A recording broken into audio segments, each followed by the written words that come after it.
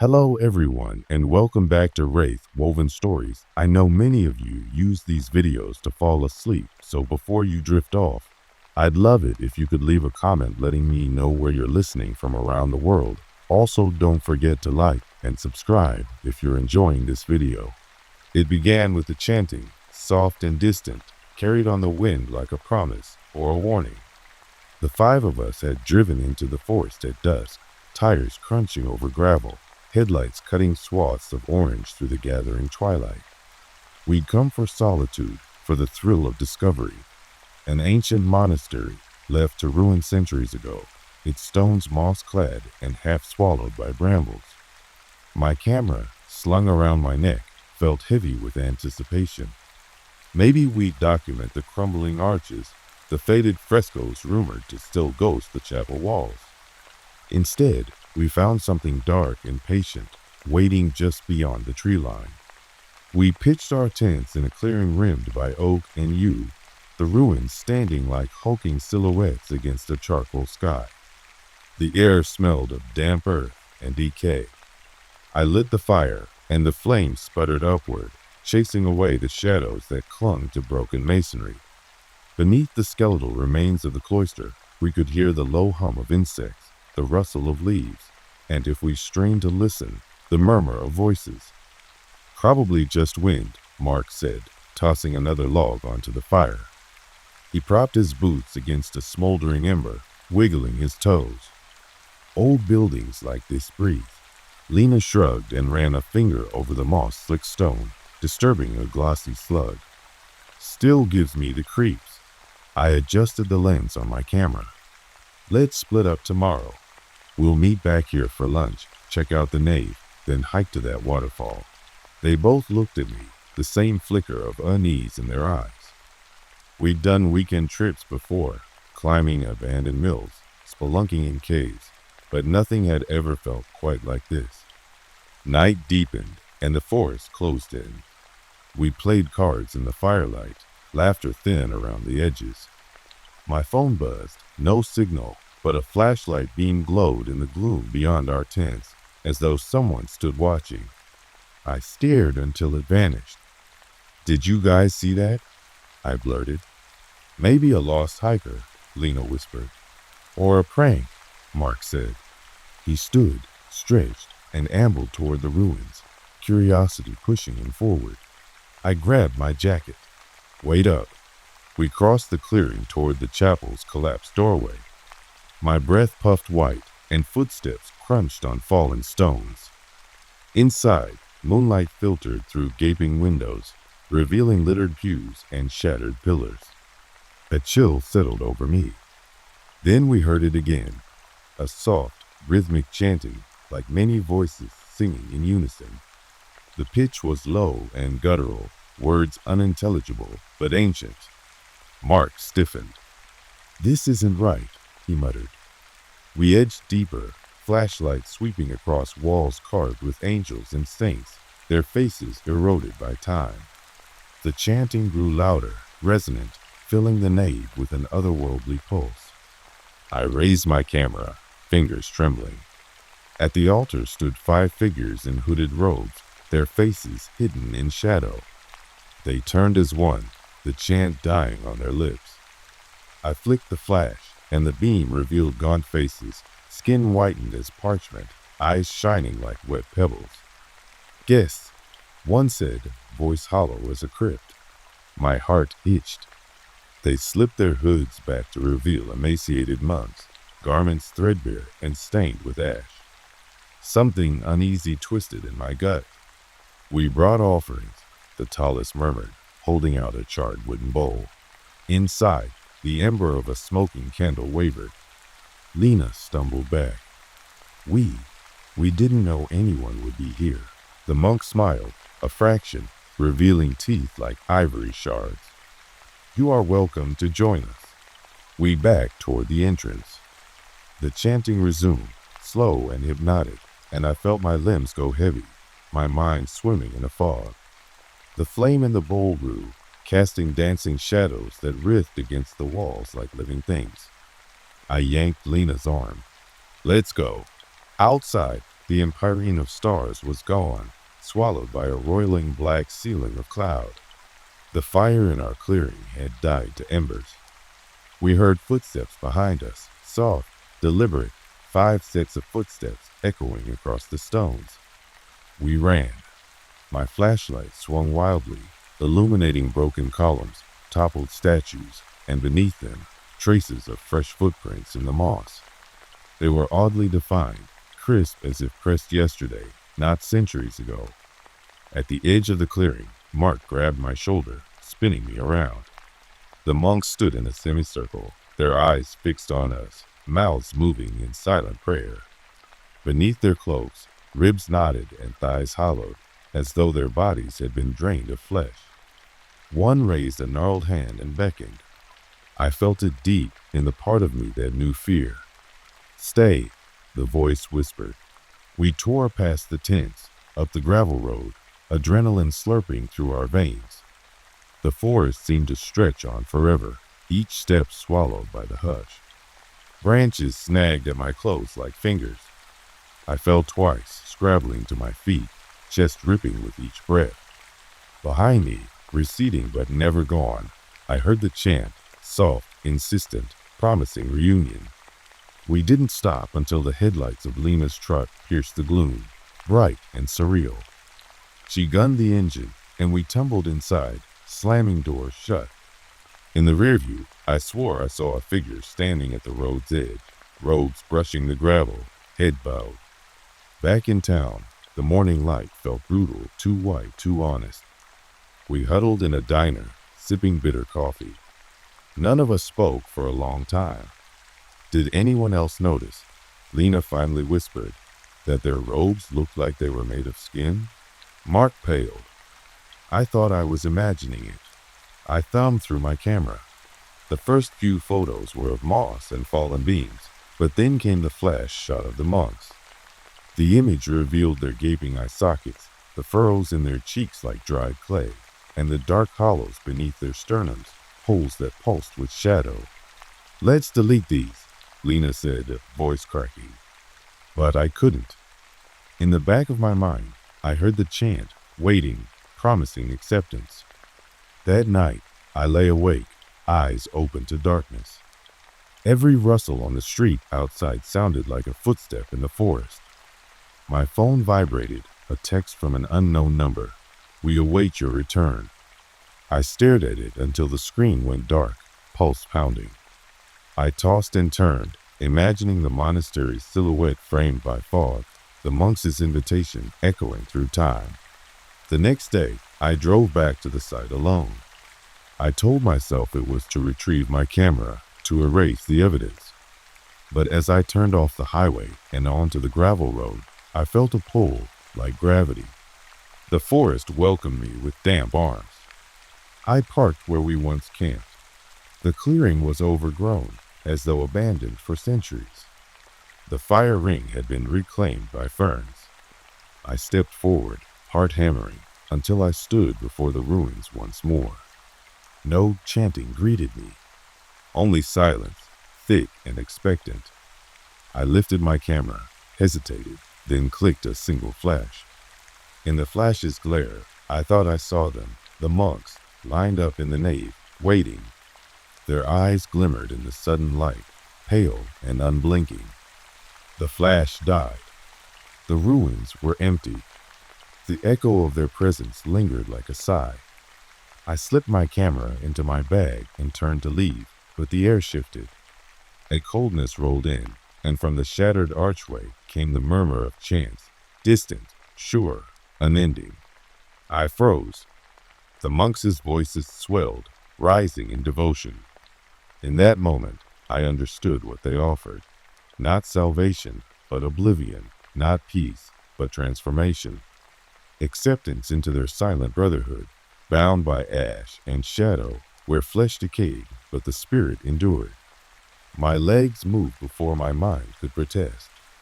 I stepped across the threshold, heart racing. The ruined stones closed behind me, and the night swallowed me whole. Behind me, the forest exhaled. The chanting resumed, soft as a lullaby. welcoming its newest guest into eternal communion. The first time I saw my reflection hesitate, I laughed it off as fatigue, and so did my eyes, until I realized how wrong they'd been. I arrived at Mirror Lake just before sunset, the sky bleeding rose and violet across the still water. The deep forest pressed in on three sides, firs and maples tangled together like ancient sentinels. A single dirt road wound in from the highway, erasing all signs of civilization. I parked my Jeep under a canopy of branches, grabbed my pack, and followed a narrow trail to the water's edge. The air smelled of pine resin, damp earth, and something older, something that lurked beneath the polished surface of that glassy lake. I set up camp on a flat spit of grass, close enough that I could dip my hand in the water without getting my boots wet.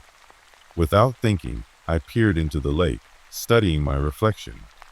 Tired eyes, stubbled jaw, hat pulled low against the chill. I waved, and my reflection waved back, only there was a fraction of a second's delay. I frowned. Perhaps my mind was playing tricks, the way it sometimes did after long hours hiking alone. I shook my head and returned to setting up the tent. By the time I finished, twilight had deepened into indigo. I lit a small campfire, the crackle of wood and the musk of smoke a welcome comfort. I boiled water for instant coffee and settled on a log, staring into the flames, letting exhaustion pull at the corners of my mind. Somewhere behind me the forest sighed, leaves whispering secrets I could not decipher. The lake lay calm and unreadable in the distance. I stirred my coffee and glanced up. In the firelight, shapes danced among the trees, branches that might have been fingers, shadows that might have been faces. I blinked and they were gone. My heart thudded. I told myself that this was solitude talking, that I was safe. After all, I was miles from any trailhead used by hikers. No one ever ventured here. I was alone with my thoughts, my camera, and whatever it was that lingered in the darkness. Sleep came fitfully. My dreams were tangled. I dreamed I peered into the water and saw not my own face, but a pair of dull, glassy eyes staring back with languid malevolence. In another dream, I dove under the surface to touch my reflection, and instead felt cold, rotting scales. I awoke with my heart pounding, sweat chilling on my skin, convinced that I'd heard whispering just beyond my tent. But when I budged the flap, there was nothing but the silent forest and the impossibly still lake. Morning light was a relief. I brewed fresh coffee and examined the lake's edge. The water was too perfect, as though someone had polished its surface by hand. There were no ripples, not even from the breeze. I dangled a toe in, felt its icy grip, then pulled back. Then I noticed the footprints, two set, side by side, leading from my tent to the shoreline. Only I hadn't been down here in the night. I traced my fingers through the shallow, muddy edge, nothing but my own prints. I stared across the water, half expecting to see someone standing there, mirrored in the glass. Of course, there was no one. I spent most of the day circumnavigating the lake, mapping the shoreline with my GPS, checking for hidden paths or signs of other campers. Nothing. The forest was pristine. No human debris, no discarded cans, no charred coals from another fire. As evening fell, I felt a mounting tension, as though the lake waited for darkness to reveal its true nature. I resisted the urge to stare at that flawless surface, but by late afternoon I found myself drawn back again and again, watching my reflection in silence. On the third night, I dared to bring a mirror down to the water's edge. By torchlight, I positioned it at an angle, expecting to see only my face repeated. Instead, the lake's reflection wavered as though disturbed by ripples, though the water remained motionless. My mirrored image in the hand mirror flickered, stretched, and briefly smiled when I did not. I dropped the mirror, the crack echoing like a gunshot. My heartbeat roared in my ears. I stumbled back, tripped on a root, and the mirror shattered at my side. When I looked up, I was alone. The lake sat unmoving, dark and inscrutable. That night, the air felt charged like the moment before a storm. I huddled in my sleeping bag, sleeping with one eye open. At 3:17 a.m., I awoke to the faintest sound, a soft splash, as if someone had just dipped a finger into the water. I froze, listening. Nothing. The minutes stretched. I closed my eyes and told myself I was imagining it. But the moment I drifted back toward sleep, I heard it again. A deliberate, measured splash coming closer. I crawled out of the tent, heart racing so hard I could feel the pulse in my throat. I grabbed my flashlight and crept to the lake's edge. The beam cut through the dark to reveal footprints in the damp mud, human footprints, indented and glistening with dew, trailing off into the water so that they ended abruptly at the shoreline. No exit marks. It was as if whoever or whatever had walked across the surface of the earth vanished at the water's edge. My breath hitched. I shone the flashlight over the black water. It was like staring into an abyss. No bottom visible, no insect skimming the surface, no mirror-like sheen. Just endless dark. I stumbled back to my tent and spent the rest of the night wide awake, listening for splashes, whispers, footsteps. At dawn, I packed up and drove to the nearest town for food and signal. My hands shook as I scrolled through messages, as though a static current ran beneath my skin. I bought extra supplies, jerky, ramen, soda, and stared at the sky, trying to calm my mind. I told myself I'd return, pack up, and head home. Get some sleep, maybe see a doctor. This place had gotten under my skin. I needed to leave. But that evening, I found myself on the road again, headlights slipping past pine silhouettes. The lake called me back. Its perfect calm beckoned. I told myself I was strong, twice as careful. I would set up camp further away this time, keep my distance. I arrived at dusk, set my tent 50 yards from the water, and sat on a rock staring across the treetops. The lake lay placid, reflecting the moon as if it were a silver coin sunk beneath glass. I cracked open a beer and exhaled. Let it go, I thought. But something in the corner of my eye caught me, movement, almost imperceptible, beneath the surface. I squinted. The moonlight shimmered on stone like shapes drifting just below the water. Rocks? Logs? No, a face. The contours of a human face, eyes closed, as if asleep. Then the face pressed against the underside of the surface, eyes opening, staring right at me with a wet, blank gaze. My blood turned to ice. I swallowed, and the face vanished as though it had never been. The beer slipped from my fingers. I grabbed my flashlight and dashed to the shoreline. I lifted my legs over the mossy bank and got as close as I dared. Hello? My voice sounded small, swallowed by the trees. I scanned the water, but saw only my own reflection, perfectly still. No lapping waves, no drifting logs, only me staring back. I reached out a trembling hand. My reflection mimicked me in exact timing this time, no lag. So I jerked my arm violently. Nothing. My reflection stayed placid, mouth closed, eyes empty. Panic flared. I yanked my hand back, hearing it thud against the muddy shore. The reflection smiled. A slow, deliberate smile that did not match my terrified expression. I raised my flashlight so the beam sliced across the water, illuminating the reeds and submerged roots. Nothing moved, but in the edges of my vision I felt something watching, a presence at my back. I spun around, but the forest was empty, only my campfire flickering. I realized I'd lost my camera. In my haste, I must have dropped it back at the tent. I couldn't leave it. My fingers shook, but I turned my gaze back to the lake. My reflection had tilted its head, as if curious. It beckoned with one finger, a tiny, hypnotic gesture. Come closer, it seemed to say. My mind rebelled, but my feet moved forward, drawn by some force I couldn't name. I stepped onto the bank. The mud was slick beneath my boots. I pushed through ferns and snags, edging closer until I was only inches from the surface. My reflection's hand pressed through the water's skin as though it were liquid glass, fingers splayed on the outside.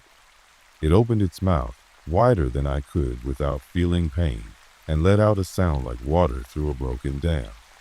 It gurgled my name. Jeremy. The voice was soft, coaxing, filled with longing. A sob broke free from my throat. I took another step, toes curling over the edge of the bank. My heart hammered against my ribs. I wanted to turn, to run back to camp, but my legs wouldn't move. I leaned forward, drawn to that silent smile. My fingertips brushed the water. It rippled unnaturally, as though the surface were elastic. I stared down into that oily black mirror, into eyes that were mine but lacked soul. And then I felt it, a pull, gentle but irresistible, tugging at my arm, my shoulder, my very core. The water shimmered. The reflection's mouth opened wider, rows of glassy, serrated teeth glinting in the moonlight. It choked out a single word.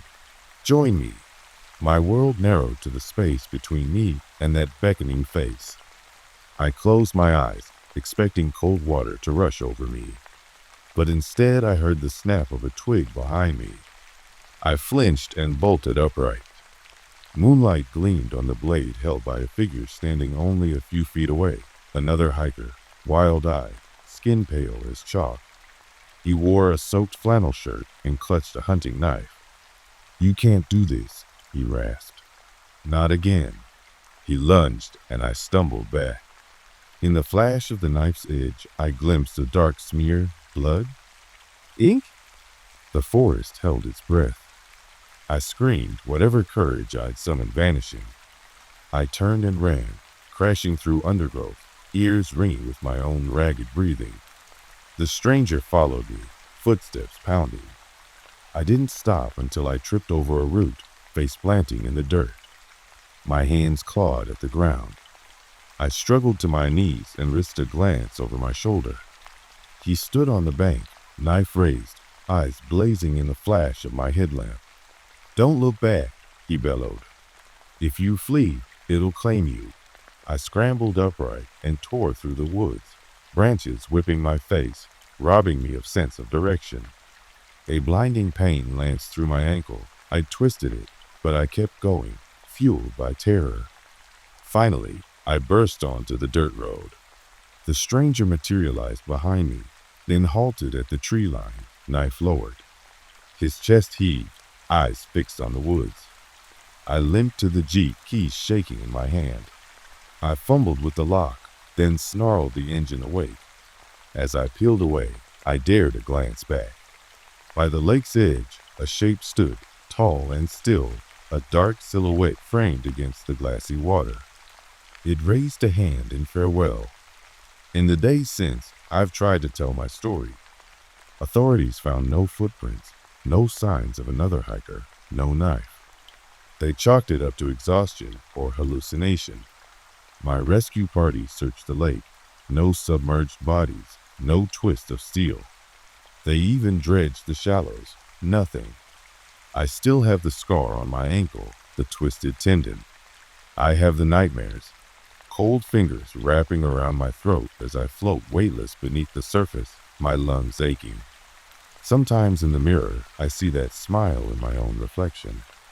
And sometimes, when I'm alone, I feel the pull again, gentle, inexorable, calling me back to the place where water becomes glass, and a reflection waits to claim your soul. So I warn you, if you ever find yourself drawn to a lake so still it looks like a polished mirror, resist the urge to stare. Never wave. Never smile back.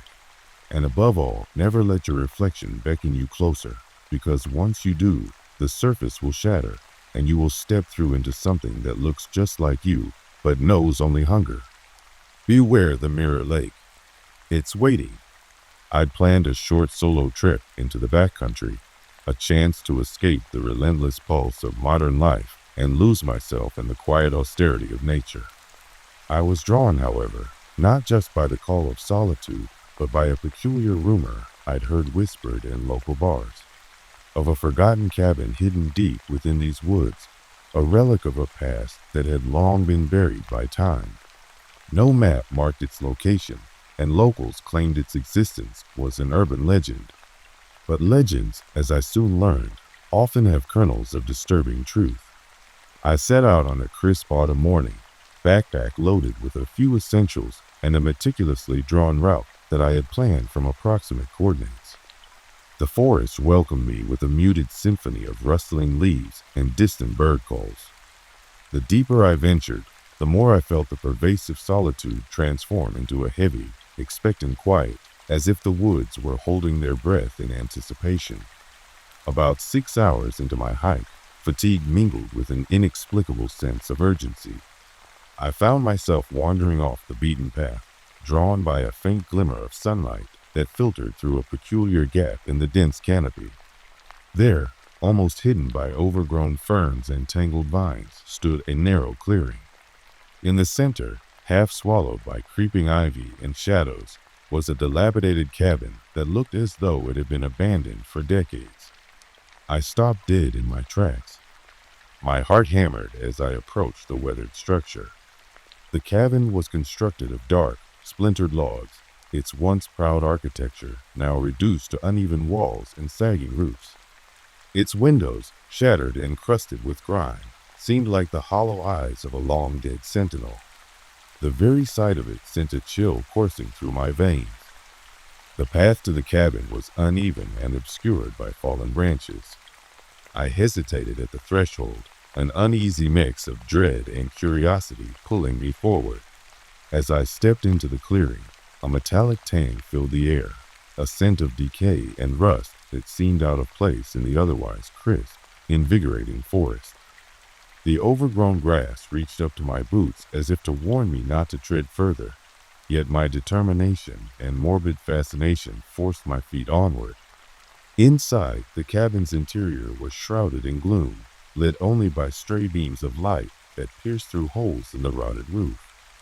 Dust motes danced in the slivers of sunlight, lending a surreal quality to the scene. The floorboards creaked underfoot, and every step I took sounded like a whisper of long-forgotten secrets. As I explored further, I discovered that the cabin comprised only a few small rooms, a living area with a collapsed fireplace, a narrow kitchen nook with a rusted sink, and a single bedroom. On a rickety table in the living area lay several objects that immediately attracted my attention. Among them was a half-burned photograph in an ornate frame. The faded image captured a family, a father, a mother, and 2 children, all wearing somber expressions as though they were guarding a secret. Their eyes, even in the decay of the photograph, seemed to plead for help. Next to it, I found a leather-bound journal, its cover cracked and stained with what looked like old blood. The pages within were filled with frantic, nearly illegible script, interspersed with sketches of symbols I didn't recognize. I could feel my pulse quickening. There was an undeniable, almost palpable energy in this cabin, a residual imprint of lives lived in terror, sorrow, and perhaps even something darker. As I leafed through the journal, I discovered entries that detailed the life of a man who had once lived in seclusion in these woods. His words were desperate and erratic. He wrote of nightly visits by mysterious figures, of voices that whispered his name from the darkness, and of sinister rituals performed under the cold light of the moon. One entry mentioned a covenant of blood sealed within these very walls, a secret too dangerous to be left unsaid. The deeper I delved into the journal, the more my rational mind began to unravel. The narrative revealed that the cabin was once a meeting point for individuals who had forsaken society to worship something ancient and unspeakable. They believed that by forging a pact with this entity, they could gain immortality or an escape from the torments of mortal life. But something had gone horribly wrong. The accounts were filled with despair, betrayal, and the chilling realization that the entity they courted was not a benevolent savior, but a merciless force that demanded blood and souls in return. Late that afternoon, as the sun began its slow descent, I realized I'd lost track of time. The shadows grew longer, and an oppressive darkness started to seep into every corner of the clearing. I made a mental note to document every detail, every emotion that surged within me, feeling increasingly that I was stepping into someone else's nightmare, a nightmare that might not let go so easily. I decided to set up camp near the cabin. I was both repulsed and compelled by this place, repulsed by the weight of its tragic past and compelled by a need to understand it. In the relative safety of a clearing, I built a small fire, its flickering glow dancing against the backdrop of ancient trees. The fire provided a semblance of warmth, but the night air was filled with an unholy chill that seemed to seep through my very soul. Almost immediately, I began to notice things that defied natural explanation. At first, it was subtle, a scratching sound coming from the walls of the cabin that I couldn't attribute to any animal I knew of, a soft rustling that seemed too deliberate to be the wind. Then came the whispers, faint, murmured voices, as though echoing from the depths of the forest. They seemed to speak in broken sentences, half-formed pleas and warnings that I could barely decipher. I sat rigid, straining to understand their message, my hand trembling as I clutched the journal. I tried to dismiss it as my imagination. After all, I'd spent hours alone in a decrepit cabin, and the isolation was bound to play tricks on my mind. But as the night deepened, the voices grew louder and seemed to come from everywhere at once. They called out names, some familiar, others utterly alien, and they spoke of darkness and the inevitability of fate. I felt as if the cabin itself were alive, its every creak and groan a lament for the terrible deeds committed within its walls. Around midnight, I couldn't take it anymore. An inexplicable dread urged me to return to my tent, away from the oppressive presence of the cabin. But as I turned to leave, I caught movement out of the corner of my eye, a figure standing at the far end of the room, barely discernible in the gloom. It looked like a person, yet its features were blurred and shifting, as though it were a mirage conjured up by my mind.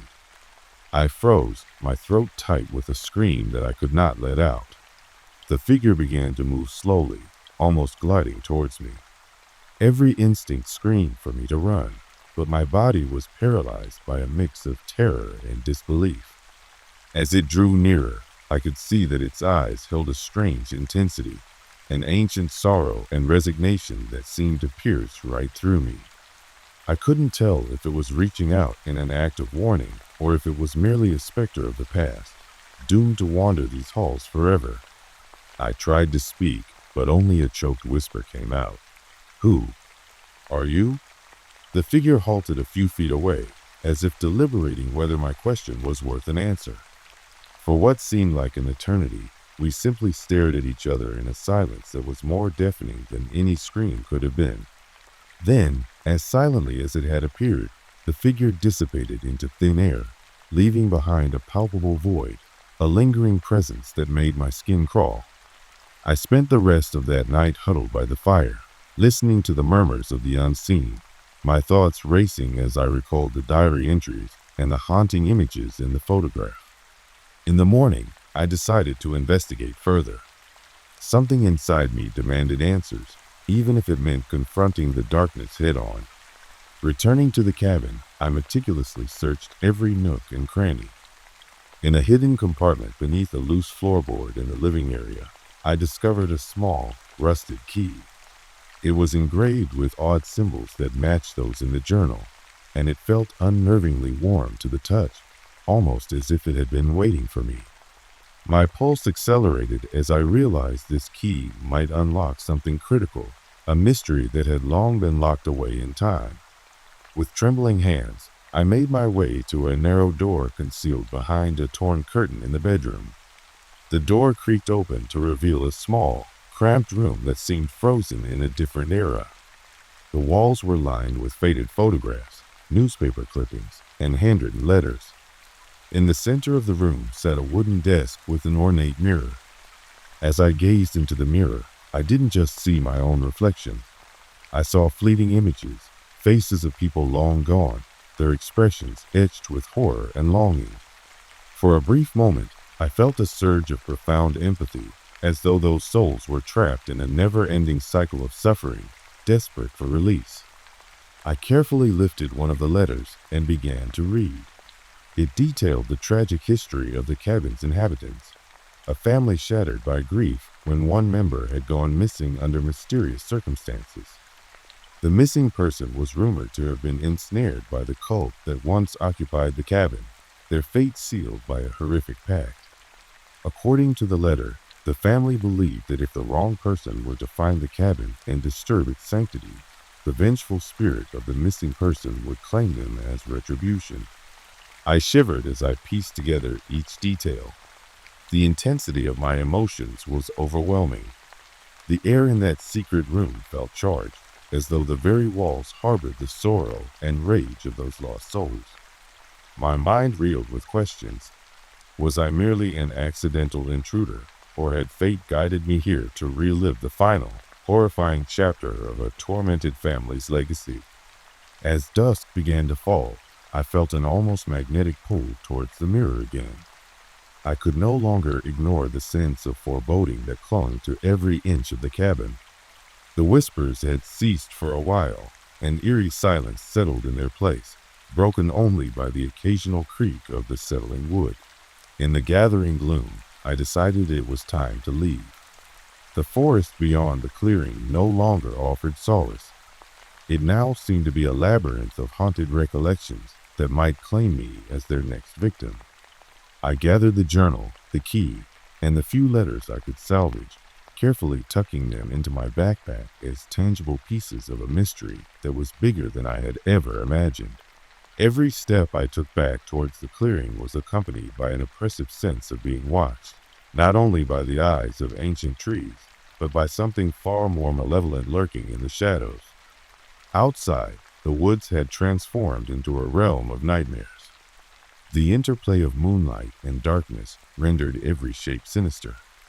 I stumbled through the underbrush with my heart pounding, each distant rustle or cracking twig sending shockwaves of terror through my mind.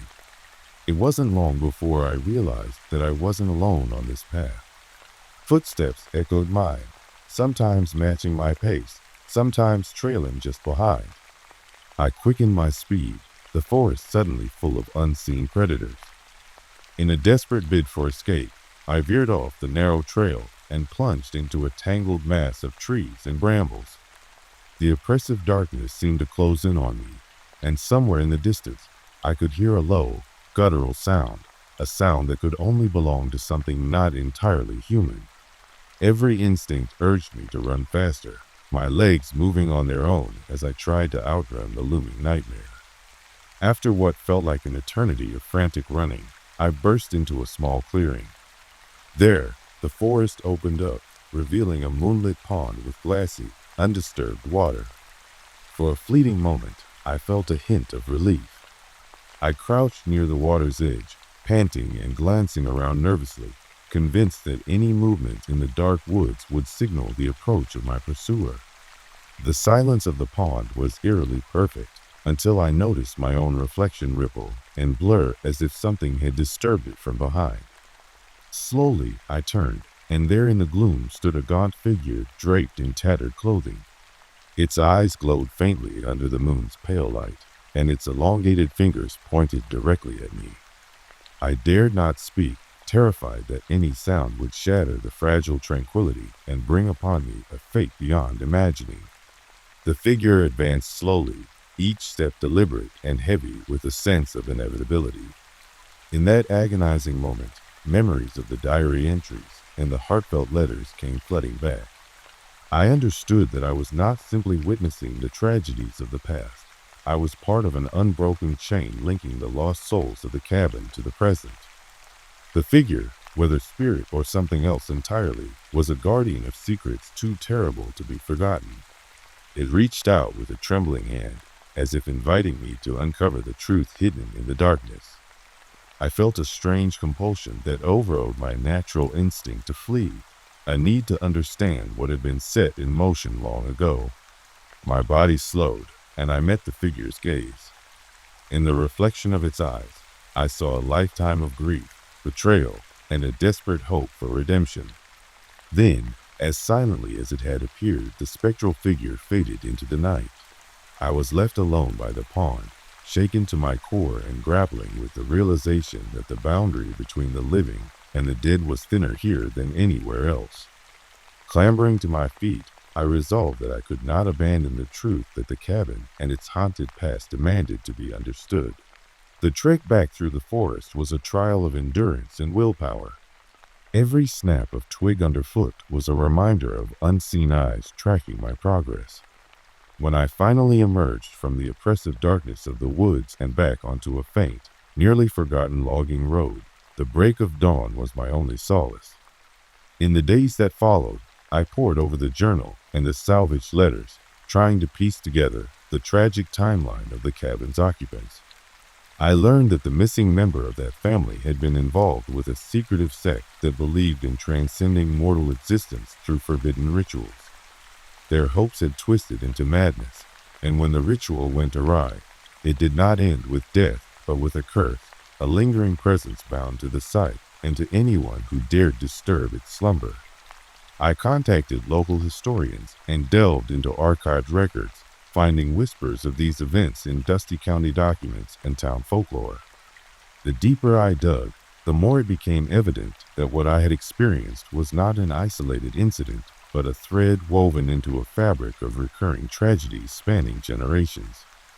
Every night since my escape, I have dreamed of that cabin. I see myself wandering its gloomy corridors, hearing the soft whispers of voices that beg for release, and witnessing spectral figures silently reenact the horrors of that forgotten past. I can't shake the feeling that I am now linked to the fate of that place. I have become a reluctant guardian of its secrets, burdened with the knowledge that some mysteries are perhaps best left undisturbed. Every new day is colored by a lingering dread and an almost inevitable pull back to that clearing in the woods. Even now, as I sit before my computer recounting these events, I can still smell the metallic tang of decay, see the brittle image of the family's pleading eyes, and feel the oppressive weight of the cabin's sorrow. I have returned to civilization physically, yet a part of me remains forever in those dark woods. The memory of that spectral figure at the pond is a permanent scar on my psyche, a reminder that some places and some secrets can never truly be left behind. I live with the constant question, was I merely an unwitting trespasser, or did fate lead me to that cabin to resolve something unfinished? Perhaps one day I will return, not as a frightened wanderer, but as a seeker of truth willing to confront the darkness at its source. Until that time, I carry with me the echo of that night, a chilling symphony of sorrow and despair that haunts my every waking moment. The cabin in the clearing remains an enigma, a silent testament to horrors past and a constant reminder that in the depths of the woods, some secrets do not want to be discovered. I now know that some horrors are not confined to the pages of forgotten diaries or the whispered legends of old-timers. They lurk in the dark recesses of time and space, waiting patiently for someone to stir them awake. And as the nights grow longer and the shadows creep in earlier with each passing autumn, I can't help but wonder if I am being watched still. If the forest ever truly lets go of its captive souls, or if I am destined to walk alongside them for the rest of my days. For now, I have survived that terrible night, but the whispers continue in my dreams, and the spectral face at the pond lingers in my mind. The memory of that cursed cabin, its forgotten legacy of despair, and the unyielding pull of its dark mystery will remain with me, a permanent part of who I am, until the day I finally face it again. If you ever find yourself driving alone at night, maybe after a night drinking with friends, getting off work late, or pushing yourself to reach a distant destination, refusing to stop for rest, and suddenly you're on a road that doesn't appear on your GPS or map, unsure how you even got there. You may have unknowingly been selected by 7 Turns Road. Take a deep breath and follow this guide exactly. I've traveled this road myself many times. There is no turning back, no stopping, only forward. First off, you need to understand something. You were chosen, and I have no idea why. There are no rituals, no secret incantations, or hidden routes to memorize. Believe me, I've looked for patterns. I've tried to outsmart it, and I've failed every time. The truth is simple and unsettling. You'll never find 7 Turns Road intentionally. It finds you. At first, it's subtle. After making just one turn, your original route blends seamlessly into an endless stretch that feels both familiar and surreal. It doesn't matter where you were originally heading. You'll know with absolute certainty you're truly on 7 Turns Road when the temperature abruptly plummets and roadside signs blur, warp, or become nonsensical, dreamlike symbols, distorted letters, upside-down markers. You'll feel it deep in your gut. Don't fixate on the signs. That's how it tricks you into losing control. You can slow down, even stop briefly. Hell, if panic sets in hard enough, you can step outside for a breath, but never, ever make it a habit. Those who get comfortable leaving their vehicle don't tend to survive. Read carefully, memorize these steps, and accept the reality you've entered. The only path out is straight ahead. Continue along the road. Wherever you started will feel somewhat familiar, yet increasingly distant. Eventually, this stretch will lead you to a second turn. Your car's radio will switch on automatically. Attempts to turn it off or adjust the volume will fail.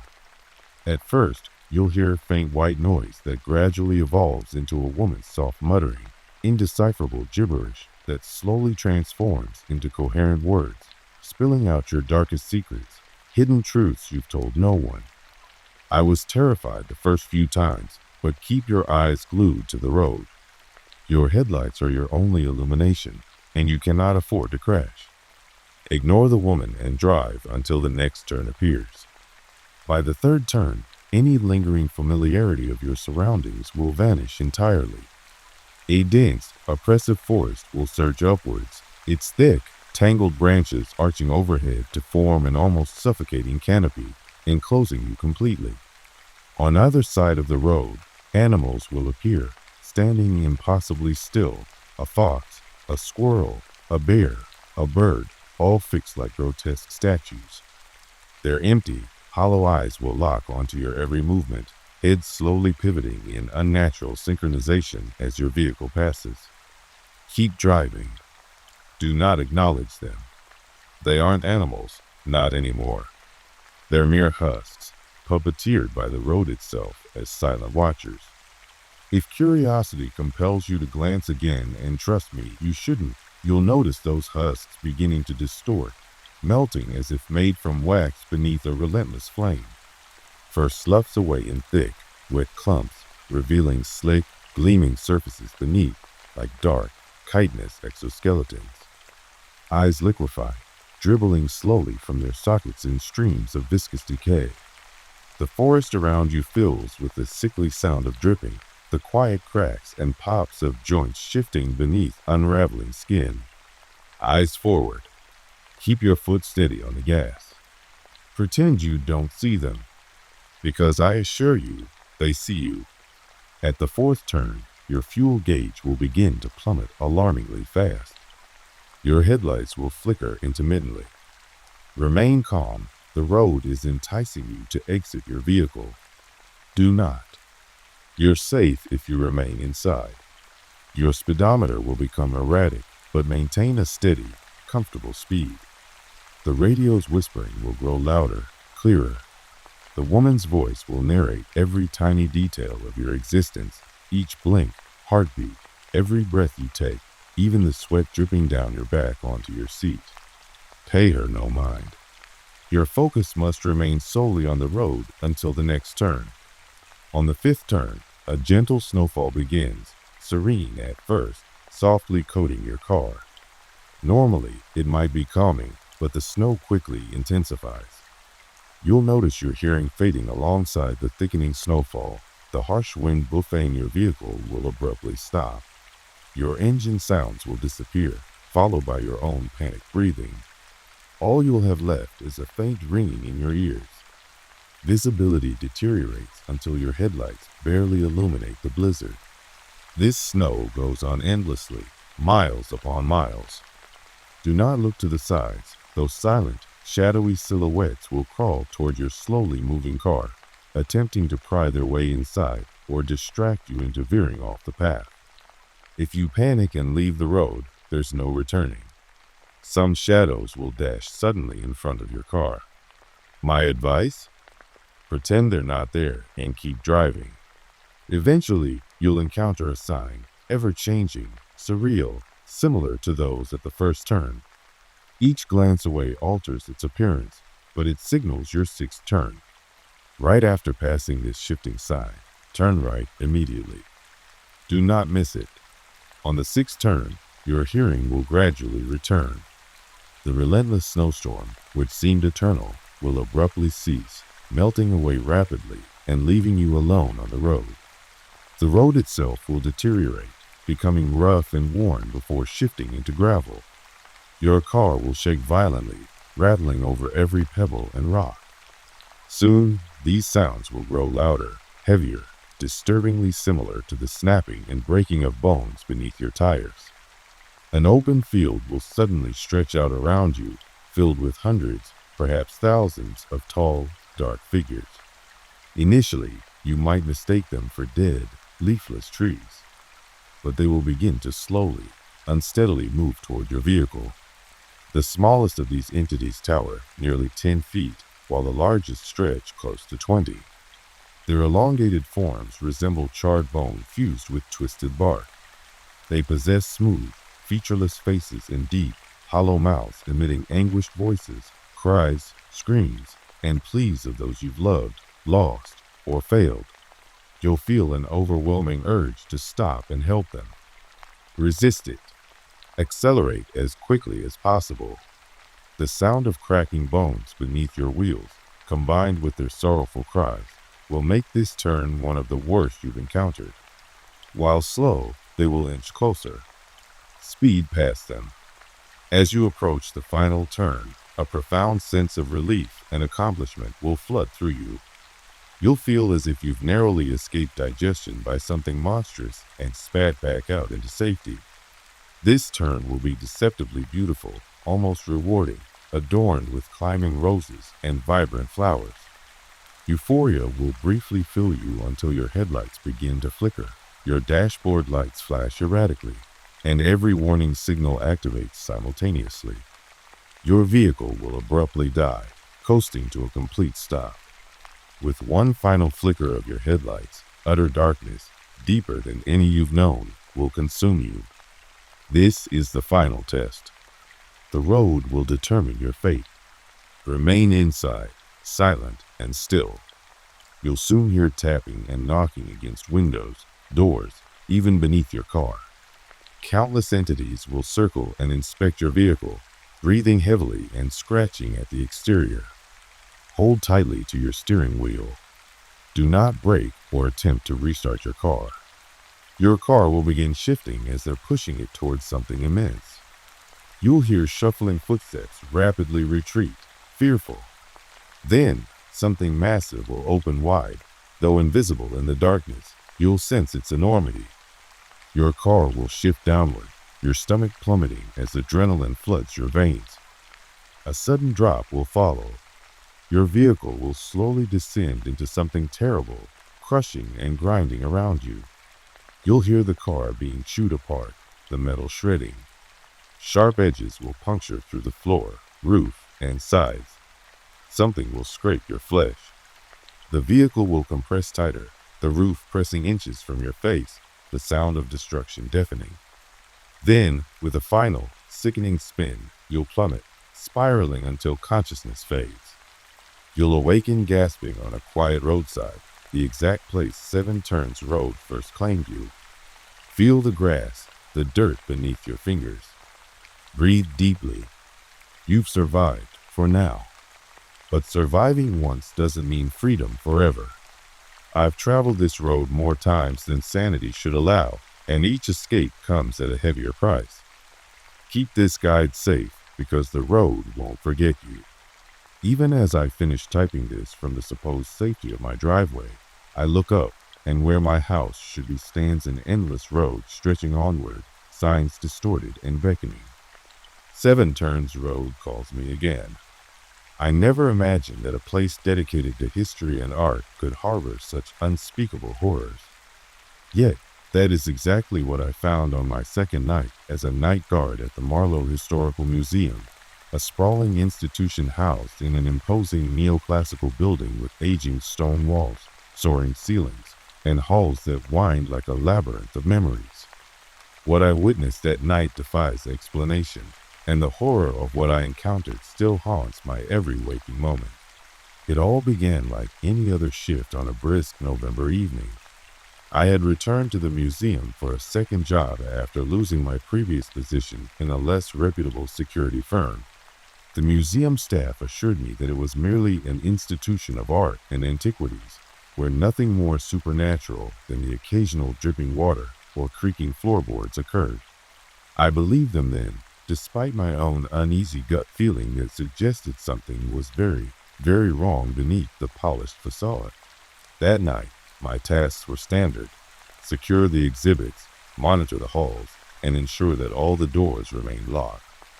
However, the museum's layout was different on the historical wing, an area rarely visited by the public.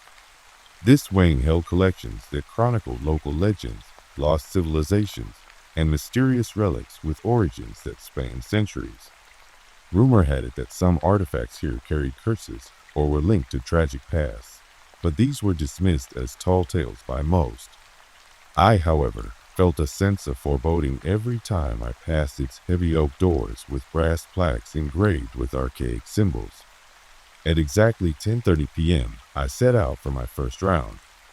I passed through the grand entrance hall, its crystal chandeliers casting quivering reflections onto the polished marble floor.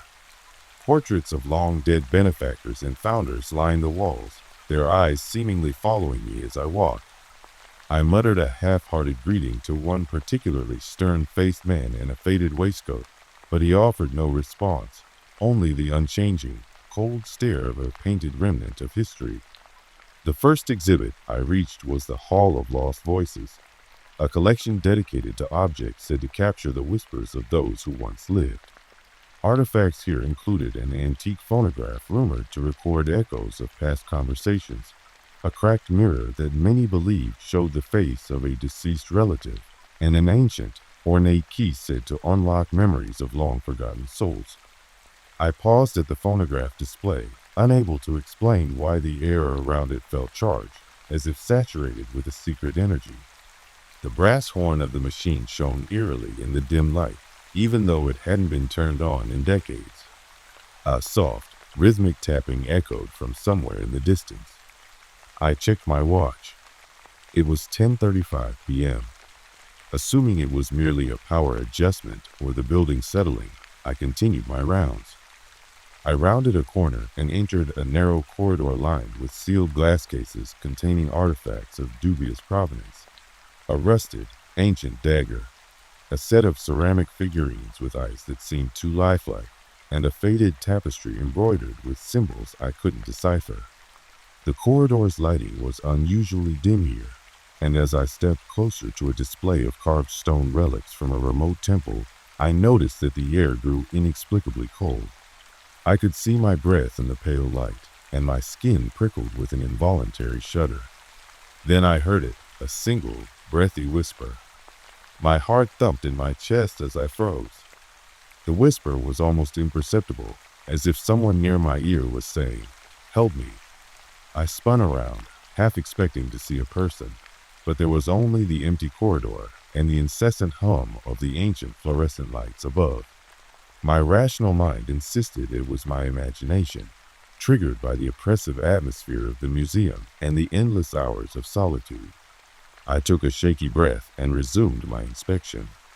A sign on the wall pointed me toward the private archives, a small set of locked rooms at the far end of the wing.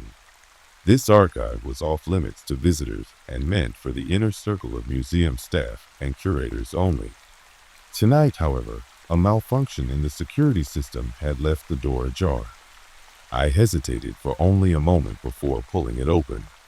The air behind the door was heavy, thick with the scent of old paper, dust, and something else. I could not quite place it. It smelled faintly metallic and oddly sweet like decaying flowers. Inside the archive, boxes and filing cabinets were arranged meticulously. Among them, I spotted an antique leather-bound journal with its cover embossed in faded gold. Curiosity compelled me to pick it up.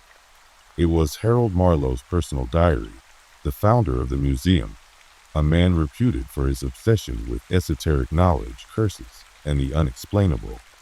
I had heard rumors about his strange experiments and cryptic writings, but reading his first-hand account was something else entirely.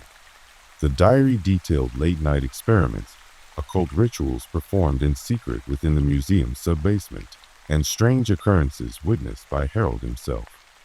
One entry sent shivers down my spine. Dated October 31st, 1978, it read, "Tonight, the veil thins. The voices of those long-lost call from beyond. I must pay heed to their silent cries, for they demand release. The relics speak if one dares listen." As I flipped through subsequent pages, scribbles in shaky handwriting described events that defied logic, a spectral procession seen in the halls, disembodied figures wandering the corridors, and a ritual in the museum's crypt that ended with a bloodstain on an ancient stone altar bearing a single word, release. I set the journal down with trembling fingers as a sudden noise startled me. It was a deep, resonant thump, like the sound of heavy footsteps echoing in a cavern. The noise came from behind a thick velvet curtain that separated the archive from a small storeroom. With rational caution at war with a primal fear, I walked toward the curtain and pulled it aside. What I saw was a small room that I'd never noticed before. Its walls were lined with tattered posters from long discontinued exhibitions and dominated by a large, dusty mirror. The mirror itself was ornate, framed in carved oak with intricate patterns reminiscent of ancient runes. As I stared into the mirror, I thought I saw movement, a flicker of light, a shape passing behind me, only for the reflection to settle back into normalcy. I rubbed my eyes and backed away. The sound of the footsteps seemed to grow louder, now joined by faint, echoing whispers that sounded just beyond human comprehension. I felt a cold hand of dread grip my heart. Determined to maintain control, I grabbed my flashlight and headed back into the main corridor, leaving the secret room behind. I resumed my rounds, but every shadow and every unexpected sound now seemed loaded with menace. I passed through the gallery of timeless faces, where portraits and sculptures of historical figures appeared almost lifelike in the flickering light. As I approached a particularly somber sculpture of a long-forgotten monarch, I noticed that the eyes of the stone figure had a subtle gleam, as though tears, or something like them, were welling up. I froze for a moment, feeling that the statue was mourning, before its expression hardened back into its carved stoicism. It wasn't long before I noticed that the museum wasn't as empty as it should be. Footsteps, soft, deliberate, measured, followed my own. I stopped dead in a hallway lined with ancient tapestries depicting battles and legends. The footsteps paused, then resumed, always just out of sight. I called out, "Hello? Is someone there?" My echo was the only answer I received. The sense of being followed grew overwhelming. I turned quickly, but saw only the endless, dusty corridor. The lights overhead buzzed and hummed, and for a fleeting moment I thought I saw a pale face reflected in the glass of a display cabinet before it vanished. I ducked into a side room, locking the door behind me. In that room were the museum's minor treasures, a collection of coins from lost civilizations, and a series of ivory carvings that depicted mythical creatures. I sat on a worn bench and tried to calm my racing heart. My mind raced through the diary's passages and the strange events of the night. Had I awakened something that had been sleeping here for decades? Perhaps the museum was not simply filled with relics of the past, but with echoes of the old, dark magic that Harold Marlowe had dabbled in. I remembered his repeated insistence about release and wondered if the footsteps I heard were not human at all, but those of an entity bound to the artifacts, waiting for its chance to slip free from its ancient chains. With little choice but to confront whatever was pursuing me, I gathered my nerve and cautiously opened the door. The corridor was in shadow, illuminated only by the occasional flash of lightning from an approaching storm outside. The air had grown thick, as though time itself had slowed. I crept down the hall, every nerve alert to the rustle of fabric or the whisper of voices. The flickering lights played tricks on my eyes. For one dreadful moment, I saw the image of a small girl in a tattered dress, her eyes hollow and pleading, standing in the middle of the corridor. I blinked and she was gone. I reached what I believed was the exit door to the main hall. My hands shook as I tried the handle, but it wouldn't budge. The door felt as if it had grown heavy with the weight of years and something else, something intangible and malevolent. I pounded on it, calling out for help, but the silence that followed was absolute, as if the entire building was swallowing my cries. With no other option, I slipped through a side door and found myself in a dim corridor I had never seen before, one that twisted and curved unnaturally, with walls that seemed to pulse with an almost organic texture. The corridor opened into a vast chamber that felt like a cross between a museum atrium and a tomb. At its center, on a marble pedestal, was an enormous, intricately carved sarcophagus. The lid, decorated with strange symbols and figures of anguished faces, was slightly ajar. An icy draft escaped from the gap, carrying with it a faint sound like a chorus of sorrowful, distant cries. I approached the pedestal with a mixture of dread and morbid curiosity. As I reached out to touch the cold stone, the lid creaked loudly and swung fully open. Inside, instead of a mummy, lay a collection of aged photographs and personal belongings, a life once lived, now abandoned to time. Among the items was a single, ornate locket, and when I picked it up, I felt an inexplicable weight settle on my soul. The locket was engraved with the initials HM, and its glass was cracked, reflecting my terrified face back at me. Suddenly, a series of disembodied voices erupted around me, overlapping and indistinct. They spoke in hushed tones, pleas, confessions, and accusations, and all at once, the chamber plunged into complete darkness. I fumbled for my flashlight, activating it just in time to reveal that the pedestal was now surrounded by figures in tattered clothing, their eyes vacant yet filled with unspeakable sorrow. They reached out with skeletal hands, their movements jerky and unnatural, as if they were marionettes controlled by a malevolent puppeteer. I backed away slowly, my heart pounding so loud it drowned out the whispers in my ears. One of the figures, an elderly man with a gaunt face and eyes that burned like coals, stepped forward and raised a hand in a trembling gesture that seemed both inviting and horrifying. His mouth opened in a silent scream, a soundless warning that chilled me to the core. In a burst of adrenaline-fueled terror, I turned and fled down the corridor. The voices trailed behind me, rising in intensity until they became a deafening cacophony of dread. I sprinted through twisting hallways that now resembled the inside of a living maze, where doors led to dead ends and windows revealed not the outside world, but other, darker corridors filled with shifting, spectral images. At every turn, I sensed unseen eyes watching, and I swore I felt icy fingers brush against my skin. After what felt like an eternity of running, I found myself back at the main atrium. The storm outside was raging, rain beating against the tall windows, and lightning illuminating the shadows that clung to the museum's walls. I collapsed onto a cold stone bench, gasping for breath, as I struggled to piece together what had happened. The entire museum seemed to pulse with a malevolent rhythm, as though it were a living entity, one that had awoken from a long slumber, and was now hungering for release from the confines of its dark history.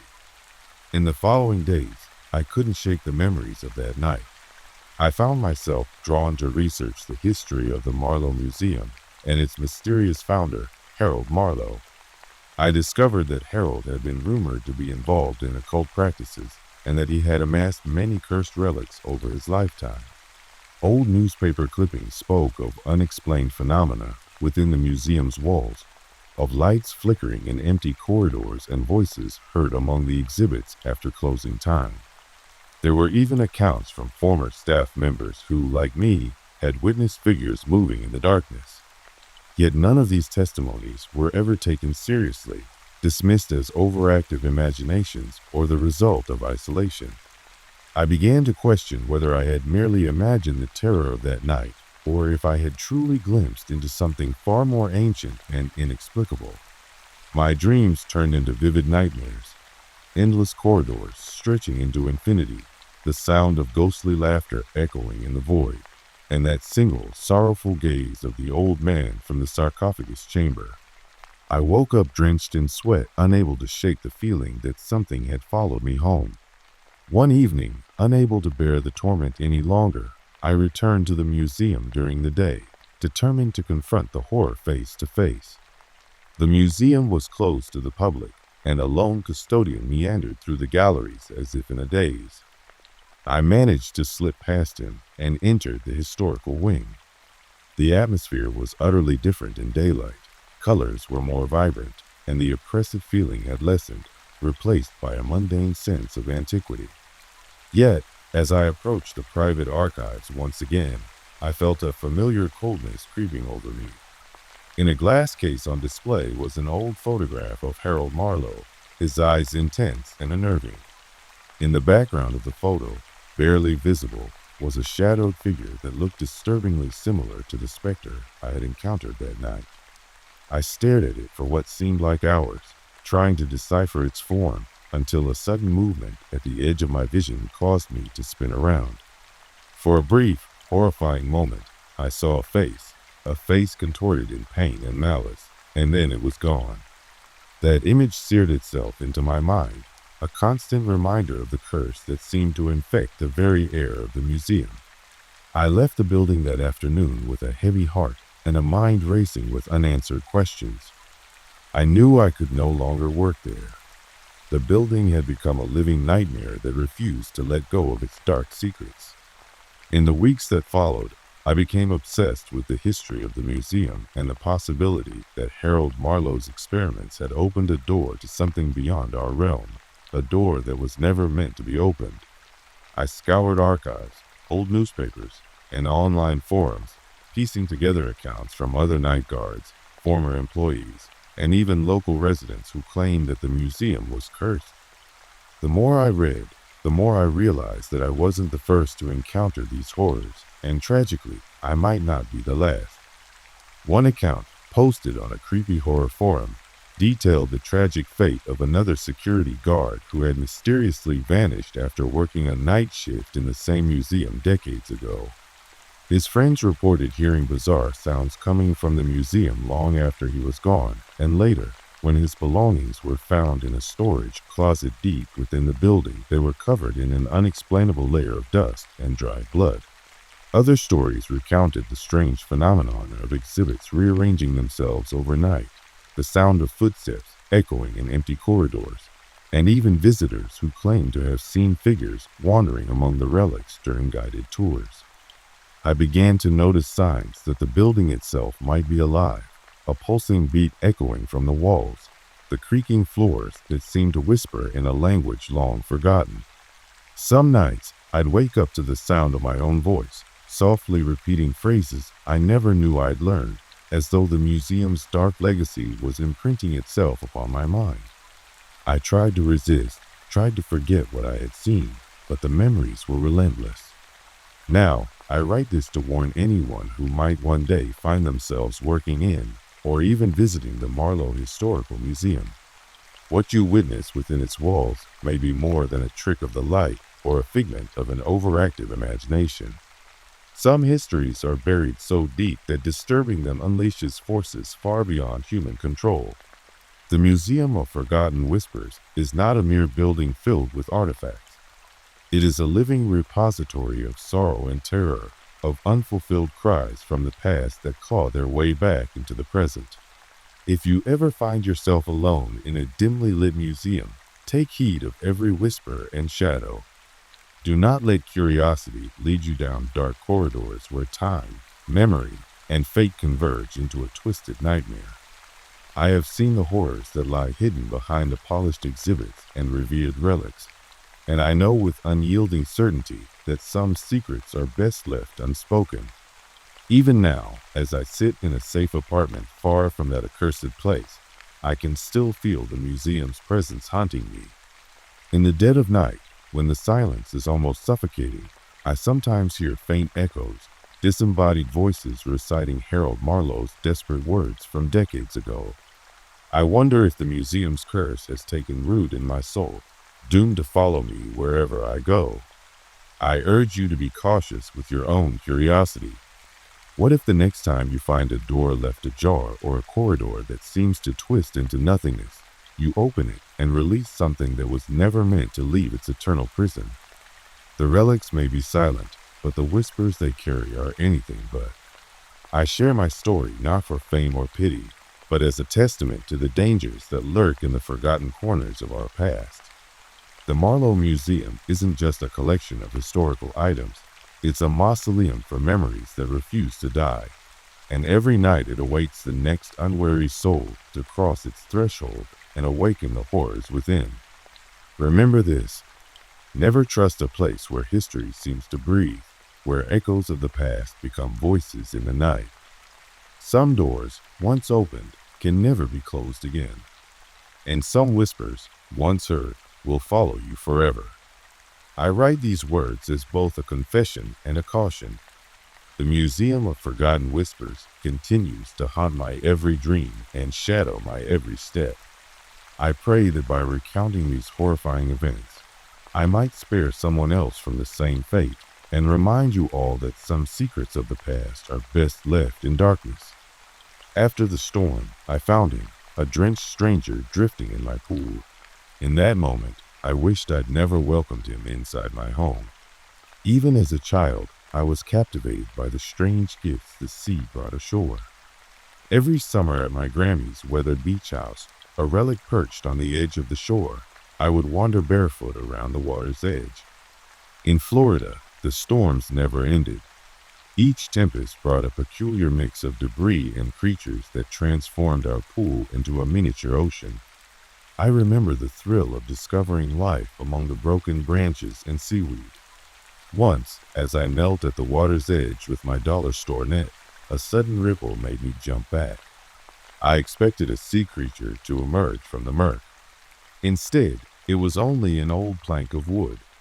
But then the water burst upward, drenching me, and for one fleeting moment, I believed I'd caught fish.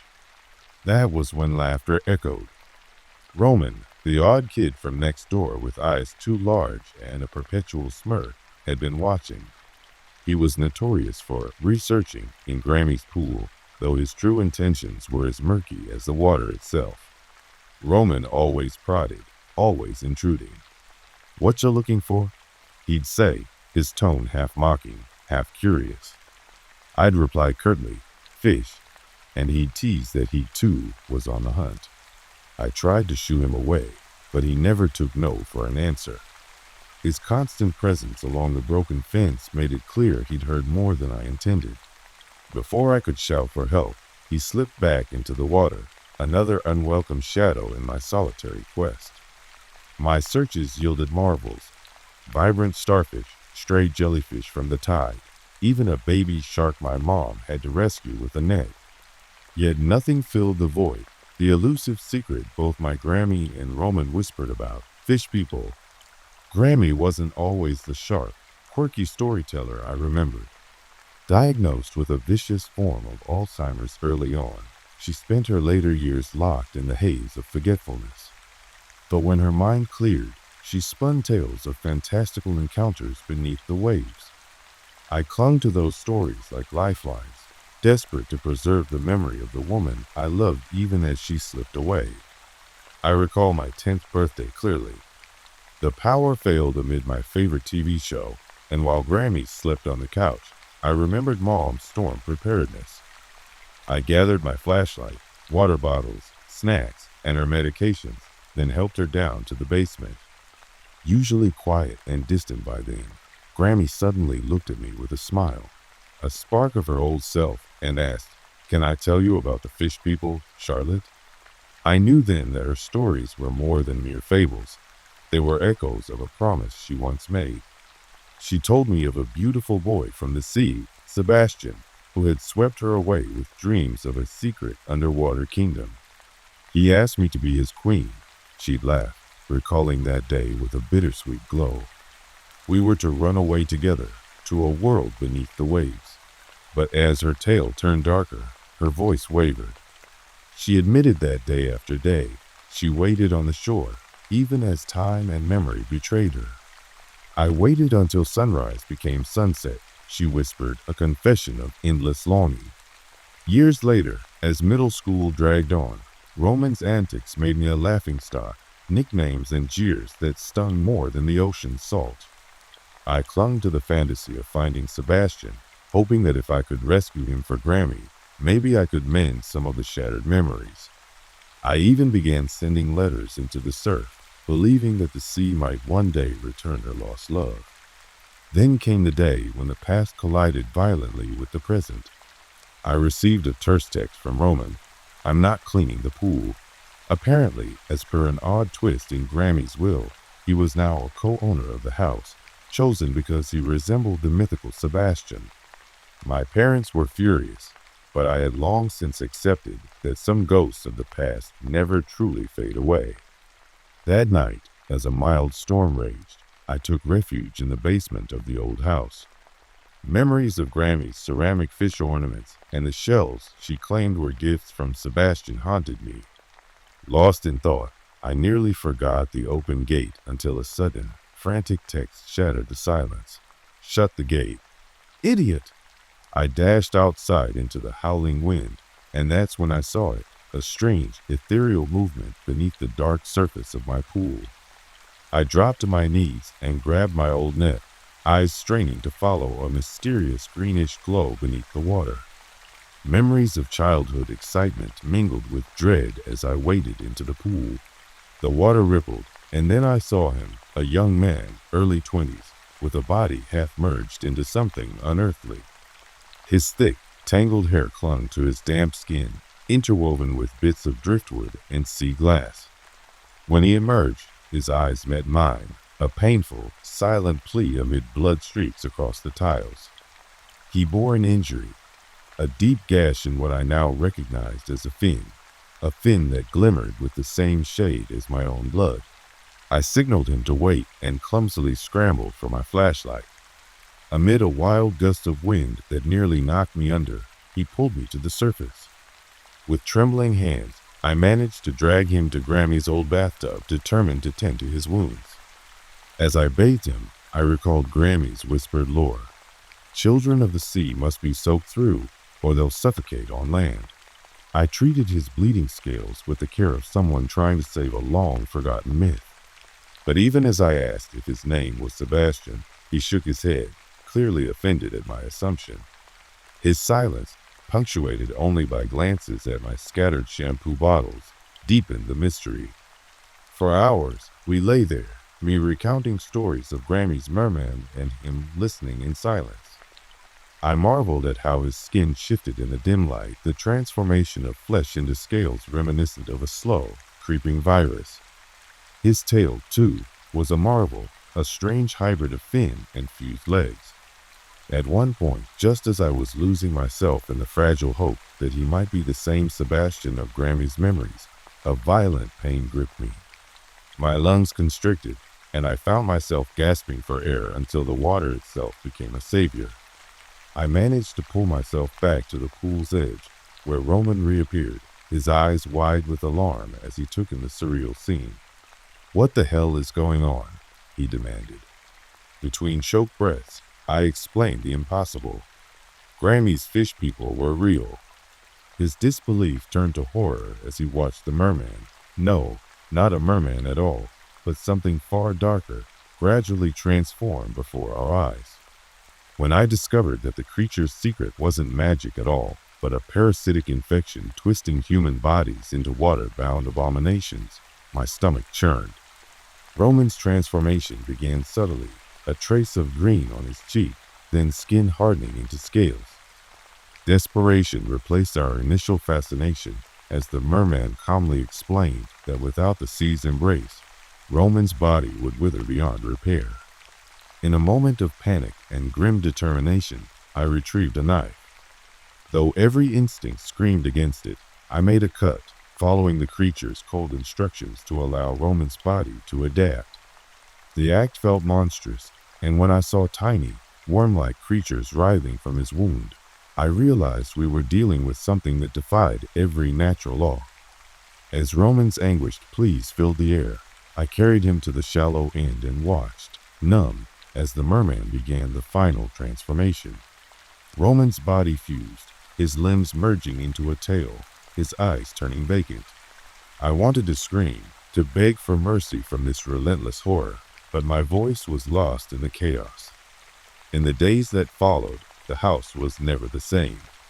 Roman's disappearance was chalked up to a drowning, and while my parents planned to rent out the house for summer parties, I couldn't bear the thought of another soul stepping near the cursed pool. I spent every weekend scrubbing away the memory of bloodstains and broken dreams, yet the pool remained a magnet for the curious and the damned. Only recently, as spring break arrived, I returned to inspect the property. The cement patio was wet with rain and something else. Leaning casually against the pool's edge was a figure whose tail glistened in a sickly green-blue hue. My heart sank as I realized that the nightmare wasn't over. The grotesque parasite that had twisted Roman was still out there, lurking in the shallow water, drawing unsuspecting souls toward its malevolent tide. I stared at the creature as Roman's mocking laughter echoed from beneath the surface, a sound that blended human misery with the call of the deep. I scrambled for my phone to call my parents, but the sound of children's excited footsteps grew louder. One by one, they rushed toward the pool like moths to a flame. Their laughter and splashes soon turned to desperate screams as they vanished beneath the surface. Locked in my room, the world outside was unnaturally silent. I couldn't escape the merman's final words that still rang in my ears. 15 minutes. That's how long it takes for a human to lose their legs. I realized then that the curse was spreading, and with every new victim, the line between myth and reality blurred a little more. I sit here now, trembling in the silence, haunted by the realization that some legends never die, they only change form. I've always been drawn to the twilight hours, the moment when the hospital's sterile hum transforms into something almost otherworldly, when the relentless beeping of monitors blends with a silence so profound it feels like a living entity breathing alongside you. I was a nurse on the night shift, an honor and a curse, and the midnight ward was my assigned domain one bitterly cold winter night. I still remember that shift as if it were yesterday, every detail engraved in my mind with an intensity that has yet to fade. It began like any other night, with a quiet hope of a calm shift, but what unfolded was a slow descent into dread, a journey through the limits of sanity where the living and the dead mingled in a blur of flashing lights and whispered secrets. That night, the hospital corridors were oddly deserted, the bustle of the day replaced with an unsettling quiet that made each step echo ominously. I made my rounds, clipboard in hand, my footsteps measured and deliberate. The old building had been renovated recently, its historical structure preserved but overlaid with modern updates. Yet, as I walked past the common areas, I couldn't shake the feeling that something was off.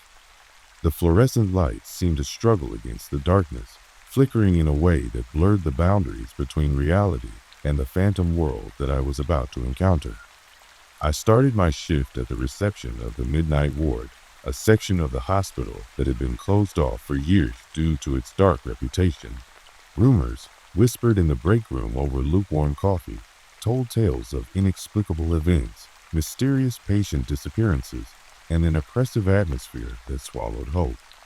I dismissed these stories as mere fodder for idle gossip, a twisted attempt by colleagues to make the long, lonely nights seem bearable, until I encountered what I can only describe as the inexplicable.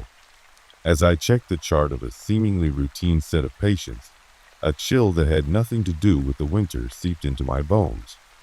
In the reflection of the polished metal surfaces of an unused trolley, I thought I saw a figure, a pale, shadowy presence that disappeared as soon as I turned to look directly at it. My heart hammered, and for a fleeting moment, I wondered if exhaustion was playing tricks on me.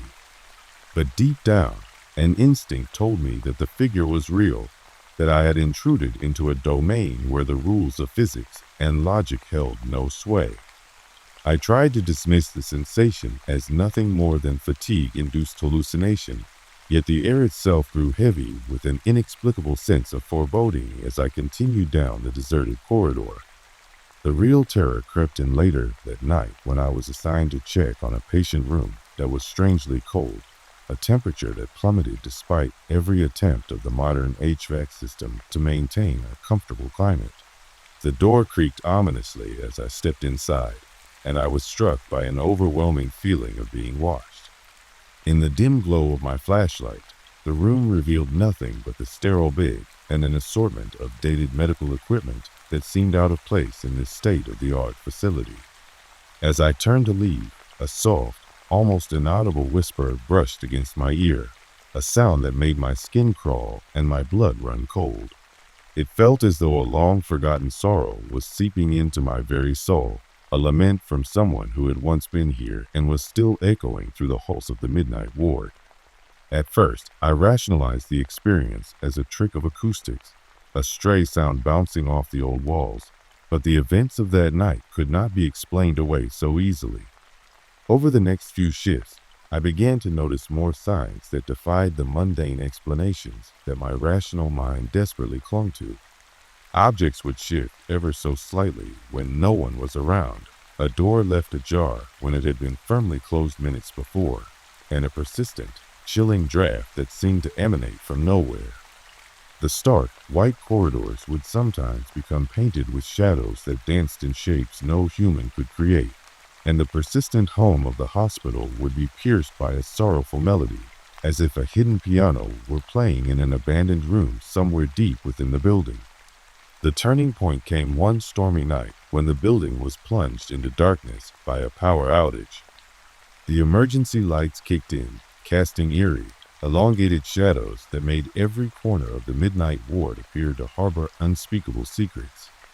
I remember the storm outside, thunder roaring as though the heavens themselves were angry, rain lashing against the windows with a force that seemed to hammer home the reality of our isolation. With the corridors now illuminated only by the desperate glow of emergency fixtures, my every step felt like venturing deeper into a nightmare that had been brewing long before I ever set foot in that ward. It was then that I first encountered what I can only describe as the phantom patient. I was making my rounds near the far end of the corridor when I saw a figure standing motionless by a closed door. The outline was unmistakable, a patient in faded hospital attire, face obscured by shadows, standing in an unnatural stillness that defied logic. My pulse quickened, and I approached slowly, heart pounding in my ears. I called out softly, "Hello? Are you okay?" But the figure did not respond. Instead, it seemed to tilt its head in a silent plea, eyes hollow yet brimming with sorrow. In that surreal moment, I felt an electric charge run through me, an overwhelming sadness that was not my own, as if the phantom was reaching out from a deep, painful past. For days after, that image haunted me. I began noticing the phantom's presence not only in the corridors, but also in unexpected places. A fleeting glimpse behind a window, the chill by an empty bed, a soft, sorrowful moan that echoed in the dead of night. I started piecing together fragments of conversations, snippets of lore from retired staff, and the few old files I managed to get my hands on. that hinted at a tragic story from decades past. There had once been a patient in the midnight ward who had died under mysterious circumstances, a patient whose death was shrouded in controversy, whose final moments were marked by terror and pain. The whispers among the old-timers spoke of negligence, a rushed diagnosis, and a cover-up that left no one to mourn but a lingering spirit that could not rest. It was during one of these long, sleepless nights that I decided to delve deeper into the hospital's past. With the assistance of some old medical records and the hesitant recollections of a few senior colleagues, I uncovered a story too harrowing to believe at first. The phantom I had seen was tied to a patient who had been inexplicably left in a state of limbo between life and death, a case of medical mishap compounded by the hospital's desperate attempts to preserve its reputation. The more I learned, the more I began to see parallels between the past and the present. My own experiences, the inexplicable cold spots, the drifting shadows, the sense of being watched, suddenly took on a new meaning. They were not random hallucinations born of overwork and isolation. They were echoes of a deep-seated tragedy, a ghost from the past trying to emerge from the confines of time. One night, as the storm battered the hospital with renewed fury, I found myself alone in the corridor once more, the echo of my footsteps the only sound breaking the oppressive silence. The air was thick with anticipation, and every nerve in my body screamed that something was about to happen.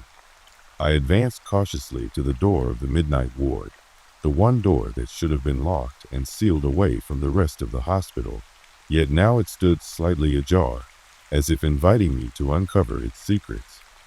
My hand trembled as I pushed it open, the door groaning in protest. A gust of icy air whipped past me, carrying with it a whisper, a chorus of voices pleading for release, for recognition, for justice. Inside the ward, the dim glow of the emergency lights cast long, distorted shapes on the walls. The patient beds were arranged in a haphazard formation, and a thick layer of dust indicated that this room had not seen regular use in years. As I ventured further, my eyes landed on an old portrait pinned haphazardly to a wall, showing smiling faces of nurses and patients alike from a bygone era. The contrast between that cheerful, hopeful image and the desolation of the present sent shivers down my spine. I could almost feel the weight of their untold stories, their joys and sorrows lingering in the silence. I began searching for any clues, any remnants of the life that had once filled this neglected space. My search led me to a corner of the ward where a series of scattered personal effects lay undisturbed, a faded scarf, a pair of glasses with a cracked frame, and a journal with a leather cover. The journal, surprisingly intact despite the passage of time, was filled with entries written in a hurried, anguished hand. As I read through the entries, I learned of a patient named Evelyn, a woman whose life had been marred by misfortune and neglect. Her final entry detailed her pain and despair, her words trembling with the weight of impending loss. But what struck me most was her reference to the voices of the ward, a line that resonated with the ethereal sounds I had heard in the dead of night. In that moment, it all began to make sense. The spectral figure I had seen was not an anomaly, but a manifestation of a spirit desperate to be heard, to have her story acknowledged. The hospital, with its sterile floors and bureaucratic indifference, had long since forgotten Evelyn. Yet, in the depths of the midnight ward, her memory lived on, a living echo in every cold draft and each unsettling whisper. That night, I found myself unable to sleep, driven by an insatiable need to uncover every hidden detail of her tragic tale. The hospital records were sparse, the documentation nearly obliterated by time and inattention, but the fragments I pieced together painted a picture of negligence and sorrow. It became evident that Evelyn's death was not a mere accident of fate, but a deliberate act concealed by powerful forces within the institution. The more I dug, the more I realized that her spirit, along with those of countless others, had become the unintended custodians of the hospital's darkest secrets. I began to notice subtle shifts in the ward's ambience as I spent more nights there. The phantom patient appeared with increasing regularity, sometimes lingering in the doorway as though offering silent testimony, sometimes gliding silently past me, leaving behind an aura of despair that clung to my skin like cobwebs. In one particularly harrowing encounter, I was assisting a patient in a nearby room when I felt an icy hand brush against my shoulder. I spun around, only to see nothing but the flickering shadows dancing on the wall. My pulse pounded so hard that I could hear it in my ears, and a profound sense of isolation gripped me, as though I were the only living soul in a realm of perpetual twilight. I was left grappling with the terrifying possibility that I was entangled in something far larger and more sinister than a series of unfortunate coincidences. During one of these unsettling nights, as I made my rounds with a heaviness in my heart and a mounting dread, I paused by an empty bed that exuded a coldness that defied explanation. The air around me seemed to vibrate with a sorrowful energy, an echo of voices so indistinct yet insistent that I couldn't ignore them. In a moment of dire clarity, I closed my eyes, trying to attune myself to the energy in the room. I could almost hear a murmur, a desperate plea carried on a current of icy wind, imploring me to uncover the truth. In that ethereal moment, everything crystallized. The phantom patient was not a mere figment or a trick of the light. She was a messenger, a restless soul born from a grave injustice, trying to remind the living of debts unpaid and wrongs unavenged. The realization propelled me into action. I began documenting every anomalous occurrence in meticulous detail, notes on the shifting shadows, recordings of the faint whispers in the halls, meticulous sketches of the spectral figure as she appeared to me in fleeting glimpses. I even started discreetly speaking with the few remaining long-term staff members who had witnessed inexplicable events over the years. Their accounts, filled with a resigned sorrow and a sense of helpless inevitability, resonated with my own experiences, confirming that what I had encountered was not isolated but part of a broader, anguished tapestry of the hospital's haunted past. As I delved deeper into this mystery, strange coincidences began to surface that linked the present to the tragic events of decades past. Unexplained gaps in the hospital's records, a ward that had been officially decommissioned yet inexplicably active on night shifts, and a series of whispered warnings left in the margins of old patient files, all converged into a tapestry of evidence that pointed to a systemic cover-up. The deeper I dug, the more I felt as though I were up against an impenetrable wall of institutional denial and corruption. Every time I attempted to bring the truth to light, inexplicable accidents and subtle threats emerged, forcing me to question whether I was meddling in forces beyond mere human malice. One rainy night, as I sat hunched over my desk in the quiet solitude of the administrative corridor, reviewing a collection of dusty medical records, I began to notice a pattern. The dates, the names, the circumstances of death, they all shared a chilling common thread. It wasn't just Evelyn's story. There were countless others whose lives had been cut short under dubious circumstances, their voices silenced by a collective insistence on preserving appearances. I felt a surge of anger and determination, a need to honor those forgotten souls and expose the hidden truth behind the facade of professionalism that cloaked our institution. With trembling hands, I began compiling my findings into a comprehensive report, one that detailed not only the paranormal experiences I had endured, but also the tangible evidence of neglect and malfeasance that had left a trail of sorrow in its wake. Then, in a moment that still haunts my every waking hour, everything came to a head. Late one night, as the wind howled outside and the hospital's walls seemed to groan under the weight of accumulated despair, I was alone in the midnight ward again. The temperature dropped sharply, and I could see my breath curling in front of me like ghostly tendrils. It was then that the phantom patient appeared before me with an intensity that defied all logic. No longer did she appear as a mere shadow at the edge of vision. She stood directly in my path, her eyes filled with a plea that transcended words.